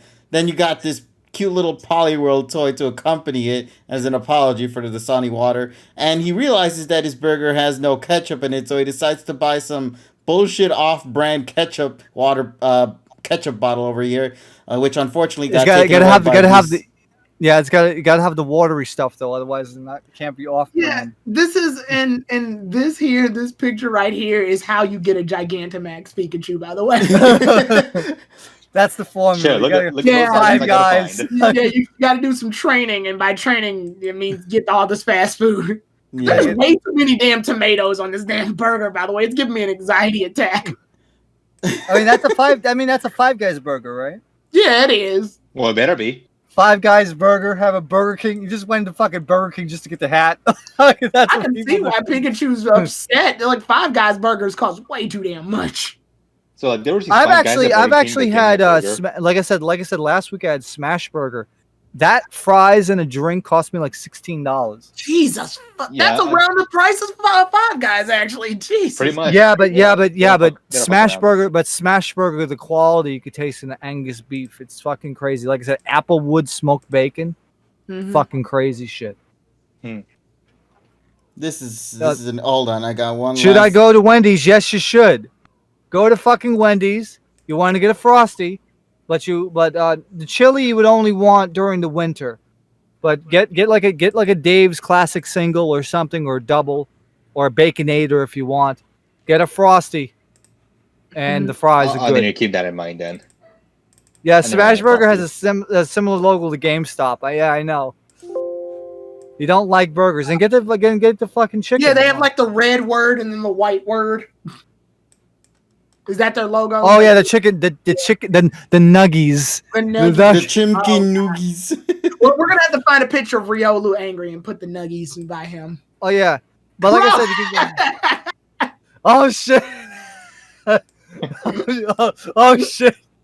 All right, Put him up on the bench. Put him on put the him bench. on the bench. You gotta put him up, and Yeah, and Hold he's like, on. you gotta put him right next to the water so it can. yeah, so the hand won't clip through. There you go. Yeah, don't worry. I'll put it underneath. You're gonna put him a layer behind. Yeah, obviously. don't Layer worry. behind it. This Yeah, time. don't worry. I'm gonna bring it down real quick. Hold on. There we go. That is perfect. Yeah. You might have to All right, might have screenshot to tilt his angle up a little bit. I so can't Alright, change his let me do angle it here. like this. Damn. Okay. That's why I said I wanted to keep him down here because this would be more perfect. In fact, I'll make him bigger. There we go. How Yeah, about- there we go. Yeah, just size appropriate him. There we go. All right. There Yeah. we go. He's like, oh my god, what is happening? There we go. Hold on, I probably should hold on. Let me move this real quick. There we go. He's looking because he knows the burger's falling, and he's Yeah, like, exactly. Burger King. Well, okay, which fries are better? Burger King, Wendy's, Wendy's. really? I Yeah, haven't had Wendy's yeah, fries in a I while. actually though. agree That's with that. probably- Yeah, I- because Wendy's has the skin on the back. And I yeah, love they that. have the more thick cut fries, if I'm not mistaken. Yes. Yeah. There we Yeah, go. and I think Burger King fries, they have thick cut, but the thick cut it's too much potato in it. Does that make any damn sense? Oh, yeah, but Yep. at least but I'll tell you this much. Choke I'll tell you this much. One fry that's starting to become my favorite actually is KFC. They changed from the wedges to the fries. I'm Really? like, wow. I mean, the way that they season the fries is amazing. Yeah. Neat. All right, so what do you recommend out of KFC that isn't fried chicken or grilled chicken? Sorry, that was my fault. The pot pie, or the fries now. The fries are good. Okay. Popeyes, yes. Popeyes Yeah, has the chicken tenders. That's fucking great too. Popeye's chicken is always great in general. Let's be real. Oh yeah, it Yeah. doesn't matter. It doesn't matter if you get the chicken sandwich, the regular chicken, like the breast or whatever, the legs, and then the chicken tenders. It's all good. Exactly. All right, I don't want to sound like an ass, but could we like legit end the stream because I'm actually getting hungry from all this food talk. I wish I could learn how to take a screenshot of this screen right How now. would we always wind up talking about fast food with you guys? Jesus Christ. All right, we could talk about that outside the screen. Well, outside like the I screen, said, though. what you can do is when you end the stream, go back to the stream. You're recording into your hard drive, right? Oh, right. I could hit the start recording, stop recording for like a second. There we go. I just did that. Why aren't you recording it locally? Huh? Why aren't you recording it locally? Nah, I forgot to do that for this session. So I just. Okay, at decided- least, yeah. Yeah, don't worry. The other ones are recorded properly. So it's just this one I just forgot you're because I was recording- grabbing the images, or not images. I was grabbing the review things. I was more bum rushing at the end. Came out of Ring Fit earlier, like half an Okay. hour before I just finished the session of the night. But there we go. Yeah. I got a high quality image here. Beautiful. Here we go. Now, how do we wrap things up for tonight? We'll go with this image right here. This image of perfection. Never thought I'd see the goose make a cameo in next week's episode, though. That's for sure. Mhm. All right, then. So I think that is the perfect opportunity. Let me get that Pokeball to escape us from this food fest that we got going on right now. I'm hungry for some burgers, man. Jesus Christ. It's 12. Fucking Man, what midnight. did I tell you? Hey, listen, man. I've had food at 2, 3 o'clock in the Yeah, morning you're before. not supposed to do that if you unless you're gonna Patrick get, Starr taught me you're differently. gonna get indigestion. Yeah, he told me I can eat food at 3 a.m. And I okay? gotta tell you, I had indigestion not so long ago, and that shit is not good. Hey, I remember. That is I not remember. good. Hey, I remember. I came back from a concert from Philly. I had dinner at 3:00 in the morning. Damn. But I still eat, though. Shake Shack. Yeah, Shake Shack is good too. I haven't had one of those concretes though, but that's the shakes. But yeah. Anyway, let's stop because I'm gonna get fucking thirsty now. All right, then. So let's go and wrap things up for tonight, then. Everybody, thank you guys so much for being with us here. We hope you guys enjoyed our fun session of the night. And hopefully you guys will tune in next week to get the thrilling conclusion as to whether or not Pikachu will really get his burger or not in this episode. Hopefully he will, and maybe a toy along with that. But until then, everybody, And we thank you. say, and we have to save that specific thing as a scene. Yeah, this has to be the only image that's for the review for next week. Yeah, that's gonna be it. That's it. That's the whole. That's gonna be the whole review. Just that one. Just that one image, exactly.